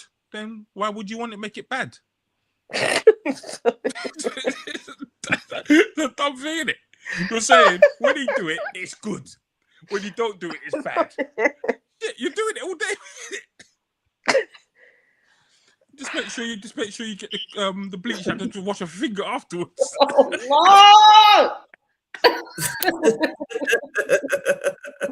Get some sanitizer, just wash off the teeth. You know what I mean?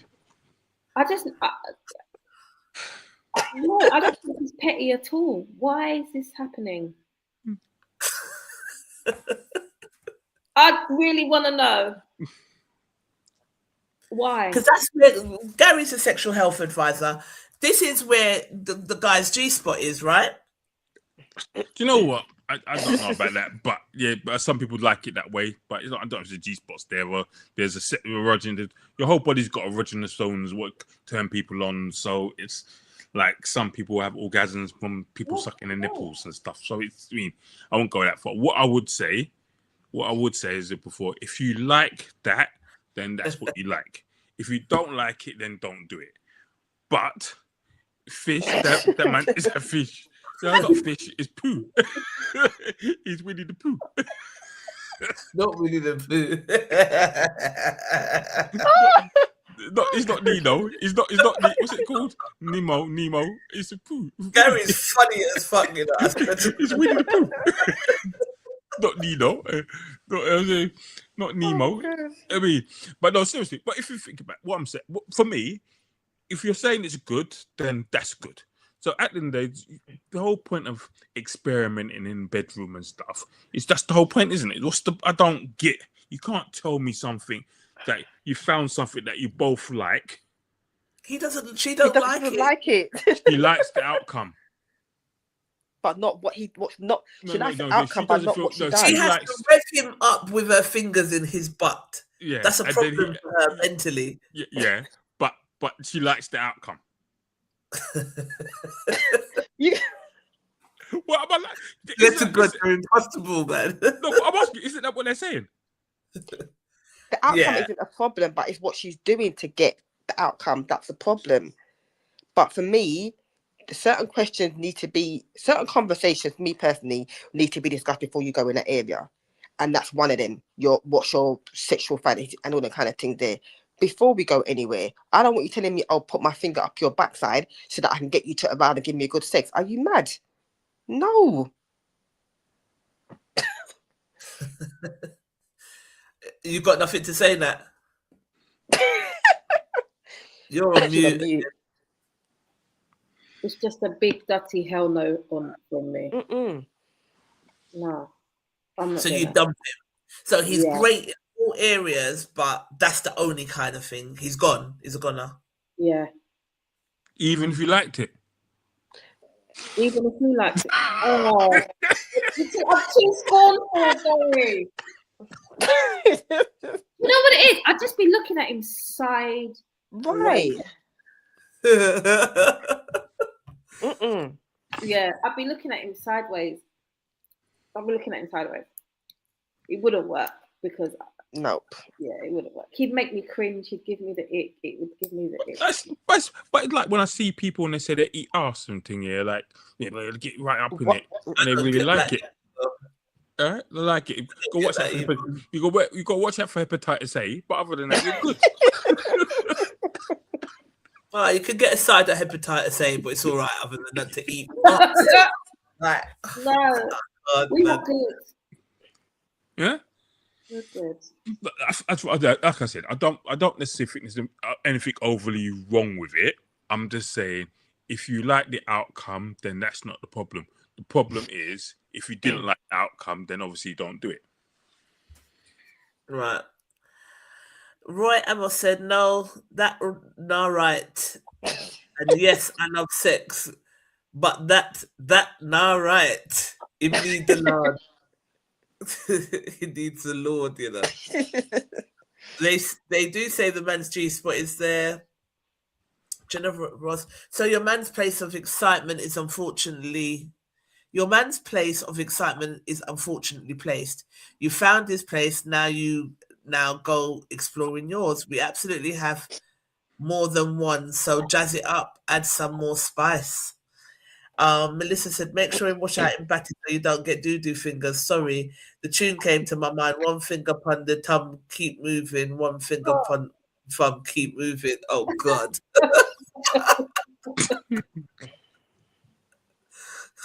Melissa, I'm sorry, I got ADHD. Can someone give us a rundown? This is interesting dilemma. Hang on. I gave him the breakdown. Okay. Dion said, this is an interesting dilemma for real. If she's not uncomfortable with the act itself, but more so having to use her finger, I'm sure a browse through Love Honey can resolve her problem. They must have an ultra slim vibrator that she can use instead. Because there you go. But then with you, Natalie, is it the fact that he wants it done full stop? That's the problem. Yeah. Okay. Why do you want things The like fact that you have to do it, it's the fact that he that wants as well? Because I'm not putting my fingers up there. But why do you want it done? Yeah. Okay. That's why I'm looking at him. That's why you'd be looking at him You sideways. literally can't get aroused without it. Something wrong. Yeah. Basically, that's what she's saying. He can't without it. So the real question is, you're comfortable doing something uncomfortable. You don't need us to answer that because you already know the answer, hence why you wrote anonymously. Nothing wrong with role playing, but when it messes with your psyche, that becomes the problem. Be comfortable with being you in knowing your worth. Nobody wants to be put in an uncompromising situation. Simply go with what feels right. You don't need any validation because you already know what to do, not judging.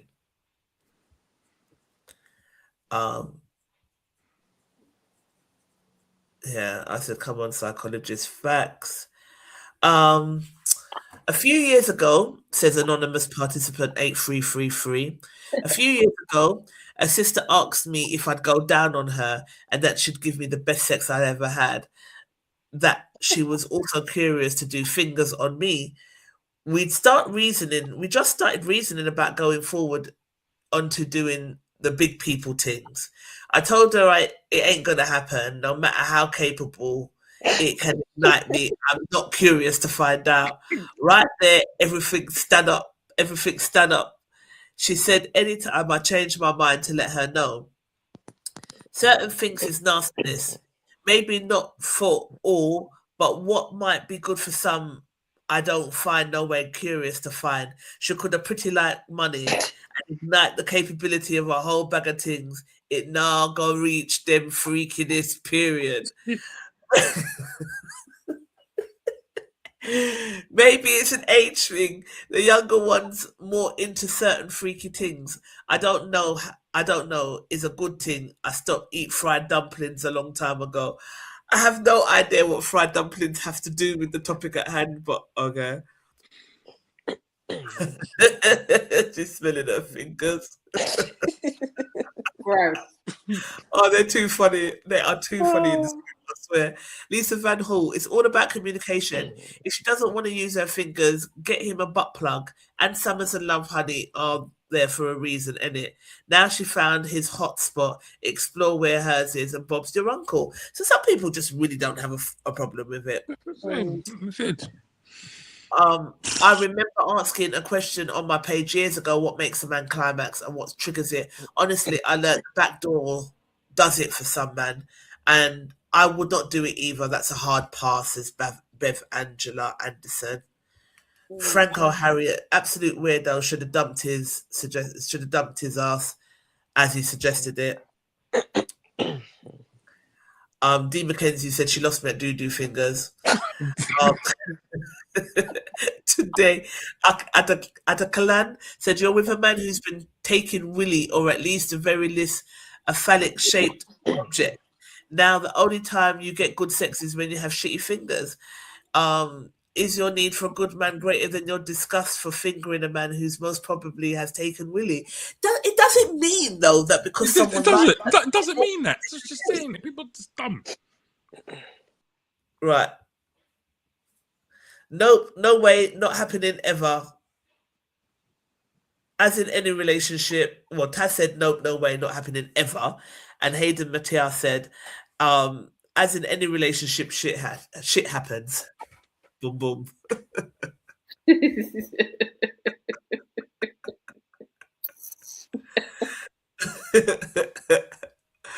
Oh, dear.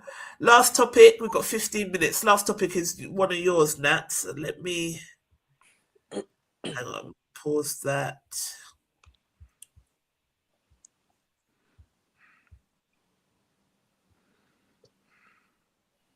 Share screen. 1 second. We're coming. Is it this one? Yeah. Share screen. So this is what you had to say, and then maybe you could break it up a bit more. A post the other day that said something like, people are struggling to date because everyone's dating half-heartedly, and honestly, it's so true.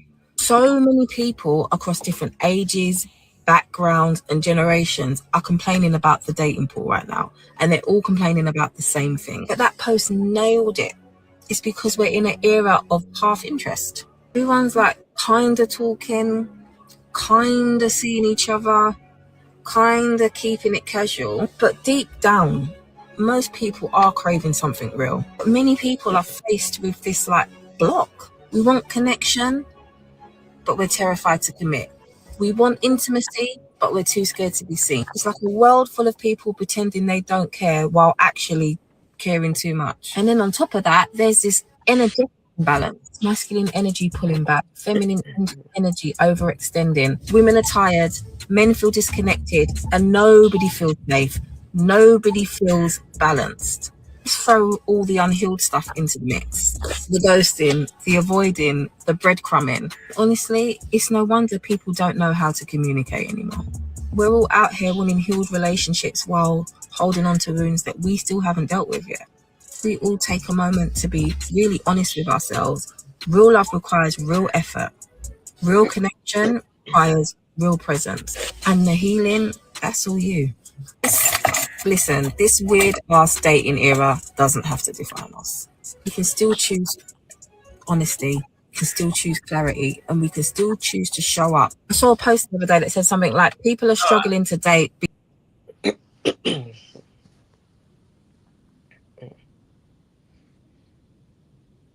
All right. So now, talk to me about that post. What that was to watch back. I was like, oh. I thought you looked really pretty, and it makes sense. So, I think a lot of people are moaning about the same thing dating wise. When I look like online a lot, and we've had like lots of discussions, it's not even like this is white, black, Asian, all different cultures, and this is across the country. Like I have a lot of American followers who say the same thing. It's not so even that thing where we thought, well, maybe we need to just extend our reach. It's a pandemic, like everywhere. Yeah. And I thought about it a lot. I was like, so is it really cooked? Because everyone always says you'll find your person eventually, or everyone will find their person. And I genuinely start to think, I don't know, like I don't know. And if we're all sharing the same experiences, the men feel super hard done by the women. The women are feeling super hard done by the men.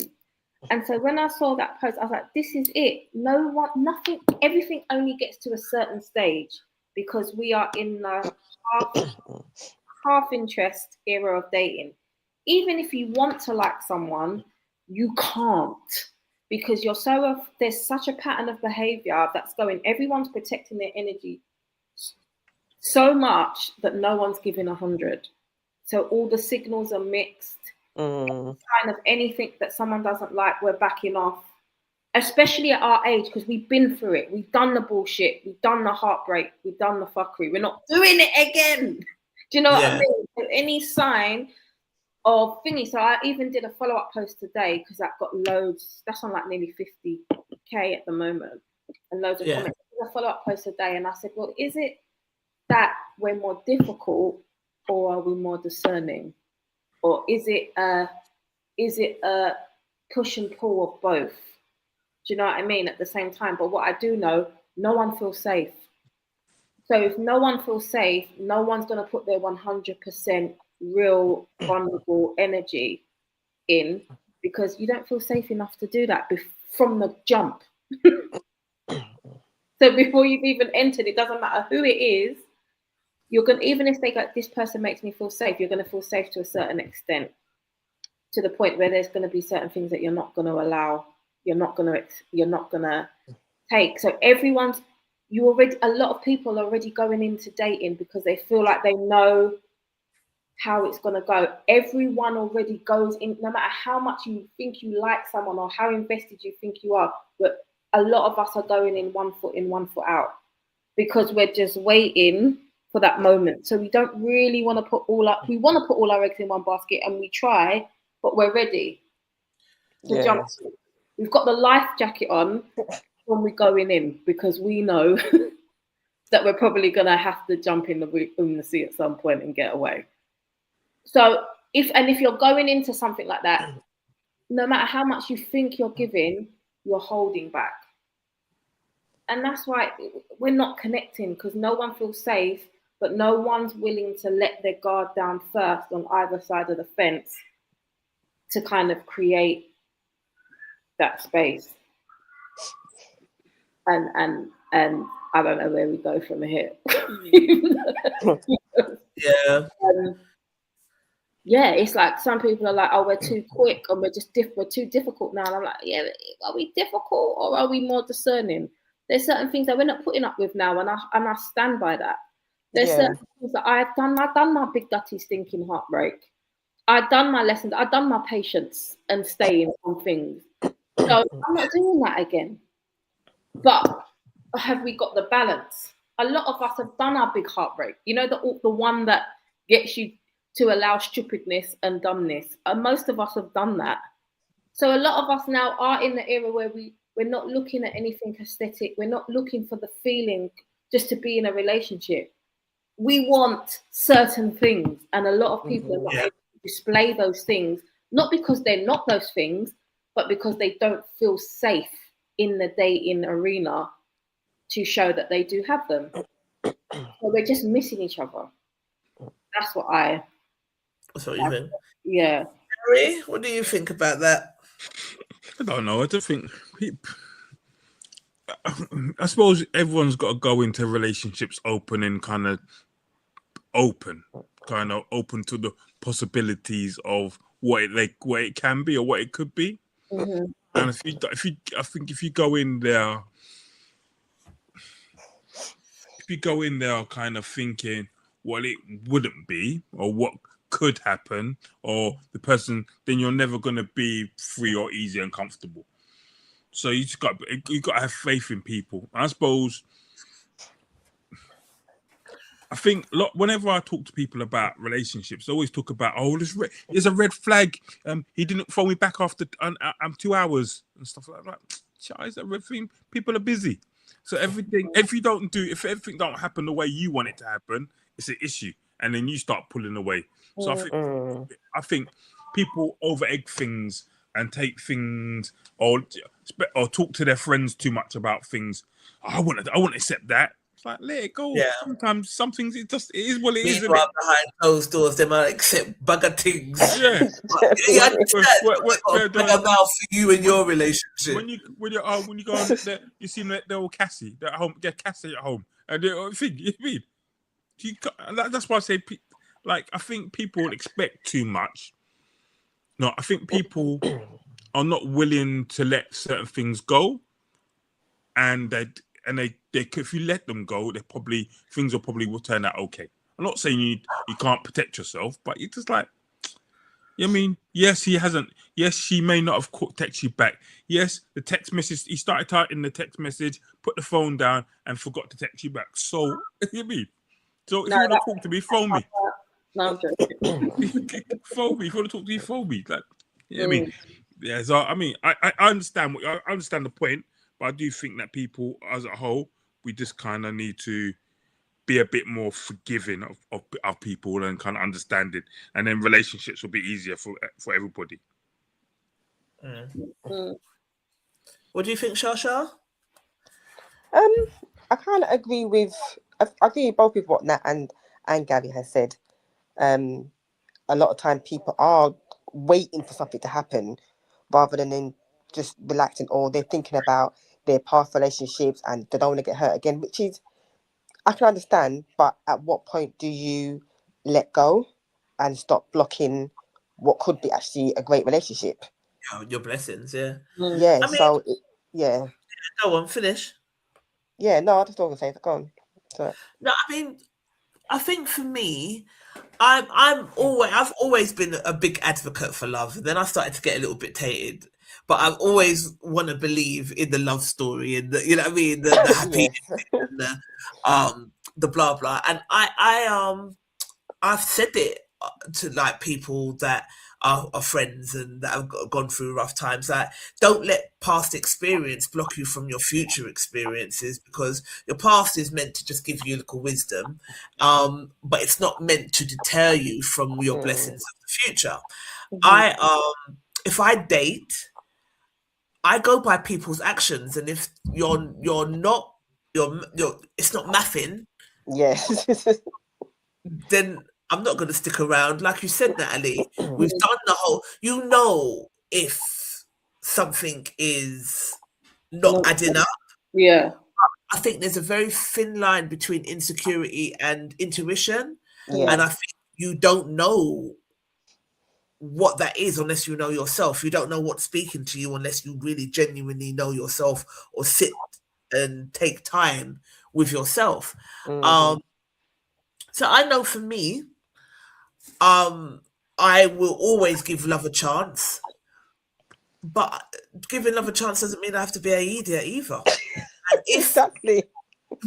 if the math isn't mathing, what Gary was saying, oh, they didn't call me back in 2 hours. Some of these things can be considered petty. I'm talking about if you disappear and your phone's off for 2 days, or do you know what I mean? Yeah. So No. 4 + 4 has never been 4 + 4 has never been 20, and there's nothing you can say to make me believe it is. hold on. So if my phone's off for 2 days, that's an issue. Yes. Of course it is if you're in a relationship. If I don't have a phone, that's an issue. Why do you not have a phone at your big age? I don't want a phone. I don't believe I got a landline at home. Oh, Gary, what time did you start with? I don't mean that way. I don't mean that way, because my phone. You know what? I often switch my phone off. For 2 days and not check in with your partner. I often switch my phone off for a day or days. It just goes off. And not check in with your partner. I'll check in with people, of course, but I don't necessarily have my phone on. That's what I'm saying. If you're like, I'm off the grid, you know how to get me differently. Yeah. I'll send you an email. I'll send you an email. Disappearing. I'll send you an email. Yeah, well, go on. You're just being I'm saying sometimes, and sometimes like my phone. One time, my phone was doing some funny thing where it would just like it wouldn't allow anyone to call me. It would just like you for some reason, when something happened, Apple couldn't call in, and I couldn't call that. So even on the only way you could call me is on WhatsApp was the only way it would work. Something happened to the phone thing, and then people was like, "I can't get hold of you." I'm like, "Well, isn't it like?" Thing I send you completely different, Gary. But I'm saying to you, that was probably my phone. It wasn't everyone's phone. So if that was the case, you'll say, "Oh, there's something dodgy going." That's not something dodgy. This is what it is. No, sometimes I'm not saying that if there's a one-off and there's something going. I'm just saying you made it sound like it was a one-off. Yeah, no, not one-offs. But if there's regular patterns of behavior and the maths don't maths, we as women or we as humans, because I'm not just saying it's vice versa as well, you have to have some sort of discernment. Do you understand what I mean? But you can't sit around and then when and ignore a bunch of stuff, and then when the outcome turns out to be not what you wanted it to be, you're the victim. Like, I think all right. Say for example, the same thing happened 4 or 5 times, but then you and the person end up to be together. You know, happen, my phone goes off, and you see their phone go off. Sometimes like the phone not ring when they're with you, the phone's not ringing or nothing like that. You don't think nothing of it. It's like, okay, it is what it is. Go get a phone that works, blood. Jeez. And usually something comes out later on down the line, even if it's years later. Right. Yeah. It's happened. So what do you think the solution is, Natalie? Ideally, everyone will start letting their guard down to the right person, but who the fuck is the right person? So ideally, we start giving each other a bit more grace and having spaces to try and understand each other. But unfortunately, when those spaces occur, people just argue and it becomes a sex war. war of the sexes and battle Yeah, of the which is sexes. toxic and it doesn't help anyway, does Doesn't it? help. So it's just men do this and women do that and this and that, but everyone feels hard done by. And so if we're already in an era where that is a lot of the case, when you're going in to date, you already feel like you're going in to date your enemy. Like, so Yeah, it does how definitely is it feel supposed- like. it does, and it does feel like that. How are you supposed to date with all the intention in the world? How is that supposed to be a smooth sailing experience or pathway if you already feel like you're going on a date with your ops? Into combat, yeah, into battle. It's a battle. So it's just, I think there's patterns of behavior in men that I don't understand how they can deny this happens. Everyone says they've experienced it. What's that? Right? I'll say in a minute. But there's also patterns in women that I've had to accept just because I haven't seen it with some of my friends. It happens because too many men have said it happens. Too many men are saying it. That's I right. think what we have to understand is that everyone stop downplaying people's experiences and just be the people that we want. So listen, I'm the first one to tell you I want someone emotionally available. That's a non-negotiable for me. But can I sit here and say right now, if I went into something, I would be fully emotionally available? No. So I have to look at that now and think, Yeah. do you get what I'm saying? Because I'm going to go in with fucking, what is the computer protection bit? McAfee blood. McAfee protection if I go into anything. God. So how can you be fully emotionally available, if you've got all this violence? If you're not, but that is a non-negotiable for me. I've got a cheek. So I think a lot of us, that's what a lot of us are doing. So I think that's where we need to look. Can you provide what you require? Even if it's stuff that is emotional, like emotional availability, full transparency, letting your guard down, being fully open. These are all things that I need from someone. But can I say if I got into something right now, I could give that at this point? No. Yeah. So I have to look at that. And I think if we kind of psychoanalyze and kind of really do a full-blown risk assessment of ourselves and are honest with ourselves, look at everything that we require and then say, is that something we can offer? And obviously it's not everything that we require we should be offering, because I want something from a man that I can't give. So it's not everything that I require, but there are certain things that you shouldn't require that you cannot give and do not give to your damn self. So I think a lot of introspection and self-reflection is needed. Think about what it is that you truly, truly want, why you want it, and can you give that? Can you give what it is that you want? You have to be able to give what you want, Would you date me? I wouldn't date you. Most people are selfish though, aren't they? So I may want something. I know I can't give you what you want, but I want what I want. So then I'm going to try and take what I want. But a lot of women used to be about men, like doing what it was for the men. But now a lot more women want to protect themselves. So now it's not about what the man wants or it's about, what can he do for me? Or what kind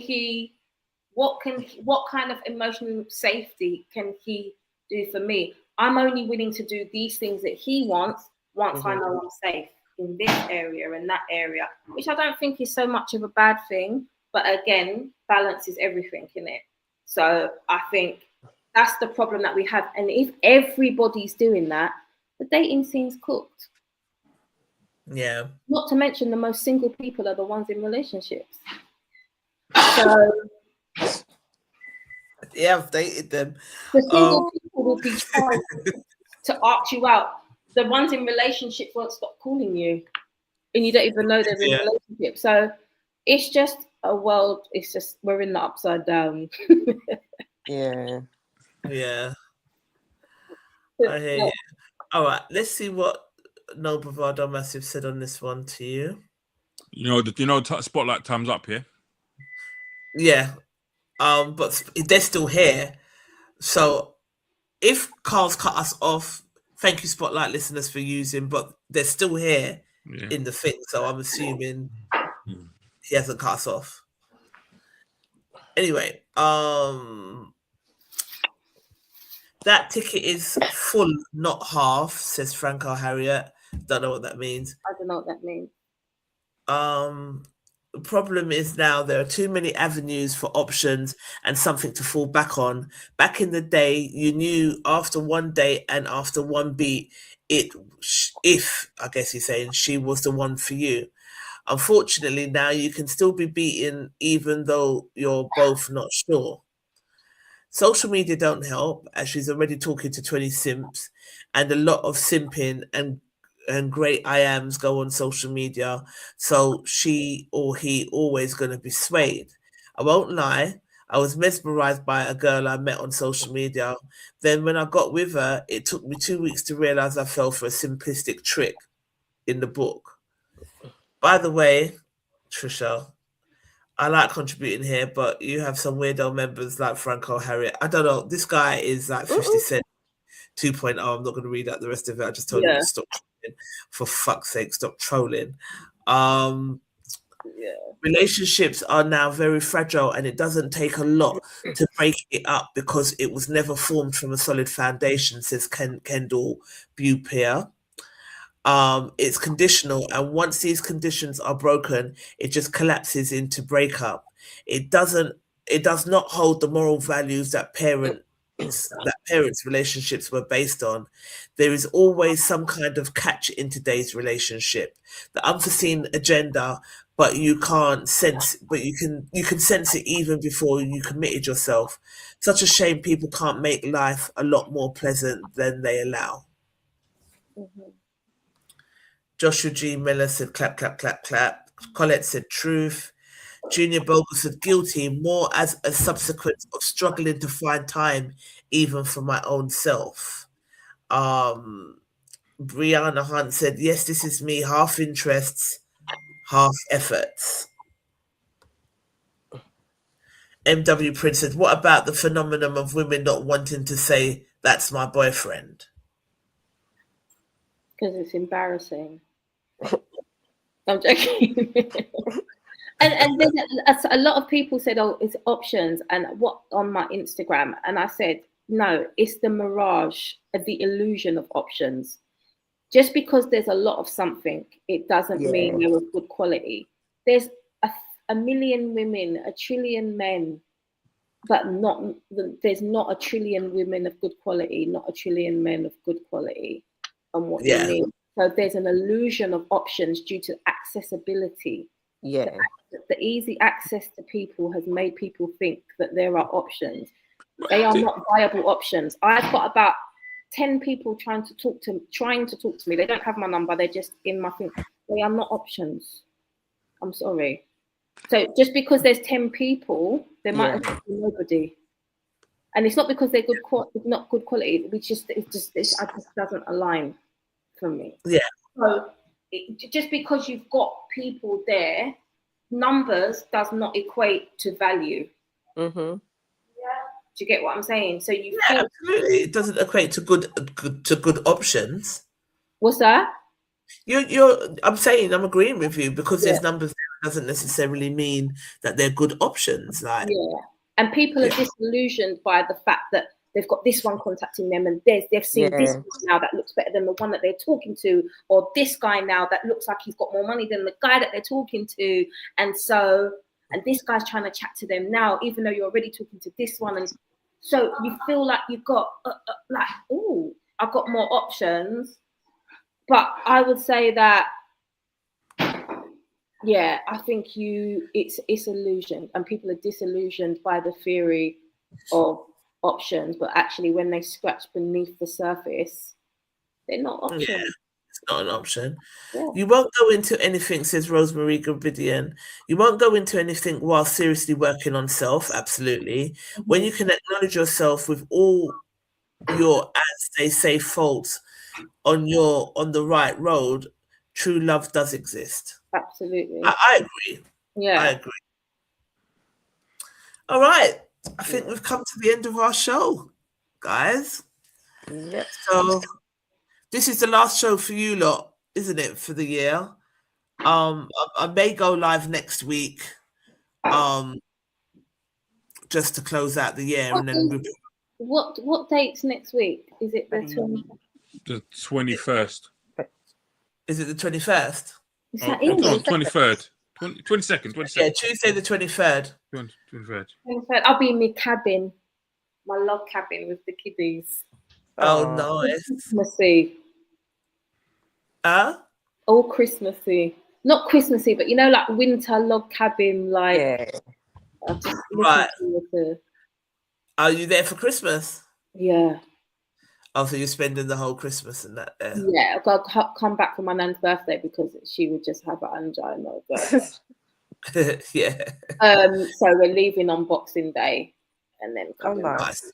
Yeah. Nice. But we go on the 3rd, even though I'm still working. Yeah, Charlene, you would be with me, I think, wouldn't you?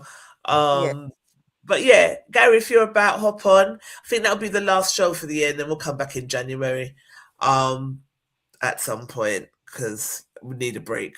But yeah, I guess we say goodbye to you. Hey, that's. Just saying, I'm on the TV at the moment. Do you see that thing happened in Australia about the people killing people on the beach? Not to be a thing. The only thing that this can sound quite cold, and I'm not bringing it back to faith or religion. See, they're talking about the guy who ran and took the gun off the person and disarmed the guy. The guy was a Muslim, some Ismail, whatever, big, but they're not mentioning nothing about his faith or religion. Of course it wouldn't. Of course they wouldn't. It's just, I think we got to really ask ourselves. They do such a great job in trying to discredit us and make us look bad, and we've got to ask why. Do you know what I mean? Just why? But on that note, good night, No Bravado Massive. I want to say a great thank you to you guys in the group. The topics are interesting. The comments are interesting. You lot are funny. Thank you for keeping it going. We really appreciate you. Next week will be our last show for the year. And we will see you then. Looking forward to it. But yeah. Great show Thank you. once again. Thank you guys. Love you lot to bits, man. Oh yeah. Come on. Don't Gary, because Gary's gonna go blank in a minute. What's that? Because we said bye and we blew kisses. I'm surprised you're still on the screen and you haven't cut off. But the photo shoot. I spoke and she said yes. You just need to date. Yeah, she just said let her know, and that's not a problem. She's in where is she at the moment? She's in Gambia at the moment. Nice. My phone that she was in Gambia. So, but I said, oh yeah, she said no, not a problem. Just let her know what day, and then she'll you're good. Cheeky mem and lads after. That's what I said. We need to do a little team dinner. Gary, I don't want to take no pictures, but we need you. No, Gary. Have you not been to Blue's Kitchen? I don't like No, it. you were telling me about that. I don't like it. You lot drink alcohol, and I got the pass to give half-price food and half-price drink. Oh, that sounds... Have you eaten the food? I thought the food was all right.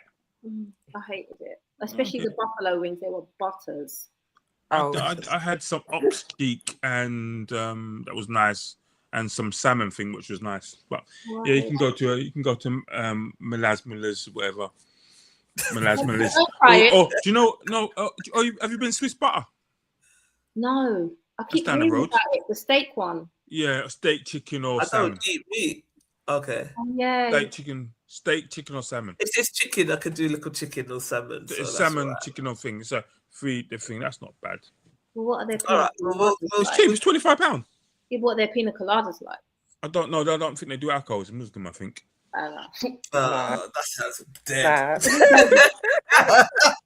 Yeah. Remember, I don't drink alcohol. I don't really care. No, but yeah, I shouldn't be drinking with my high blood pressure and my old people problems right now. I did say to you, Trish, I did that. Did I say I did that party at the Langham, and they gave us beer LP at the end of the night. Yes, you did, and you didn't give me a bottle. You gave it away. You gave it back, or something stupid like that. So I don't know why you told me, because you didn't. Give me talking about that. But yeah, all right. So we'll see each other for our little photo shoot and lunch. But until then, Bravado Massive. Take care. Thanks for joining us. Bye. Peace. Bye.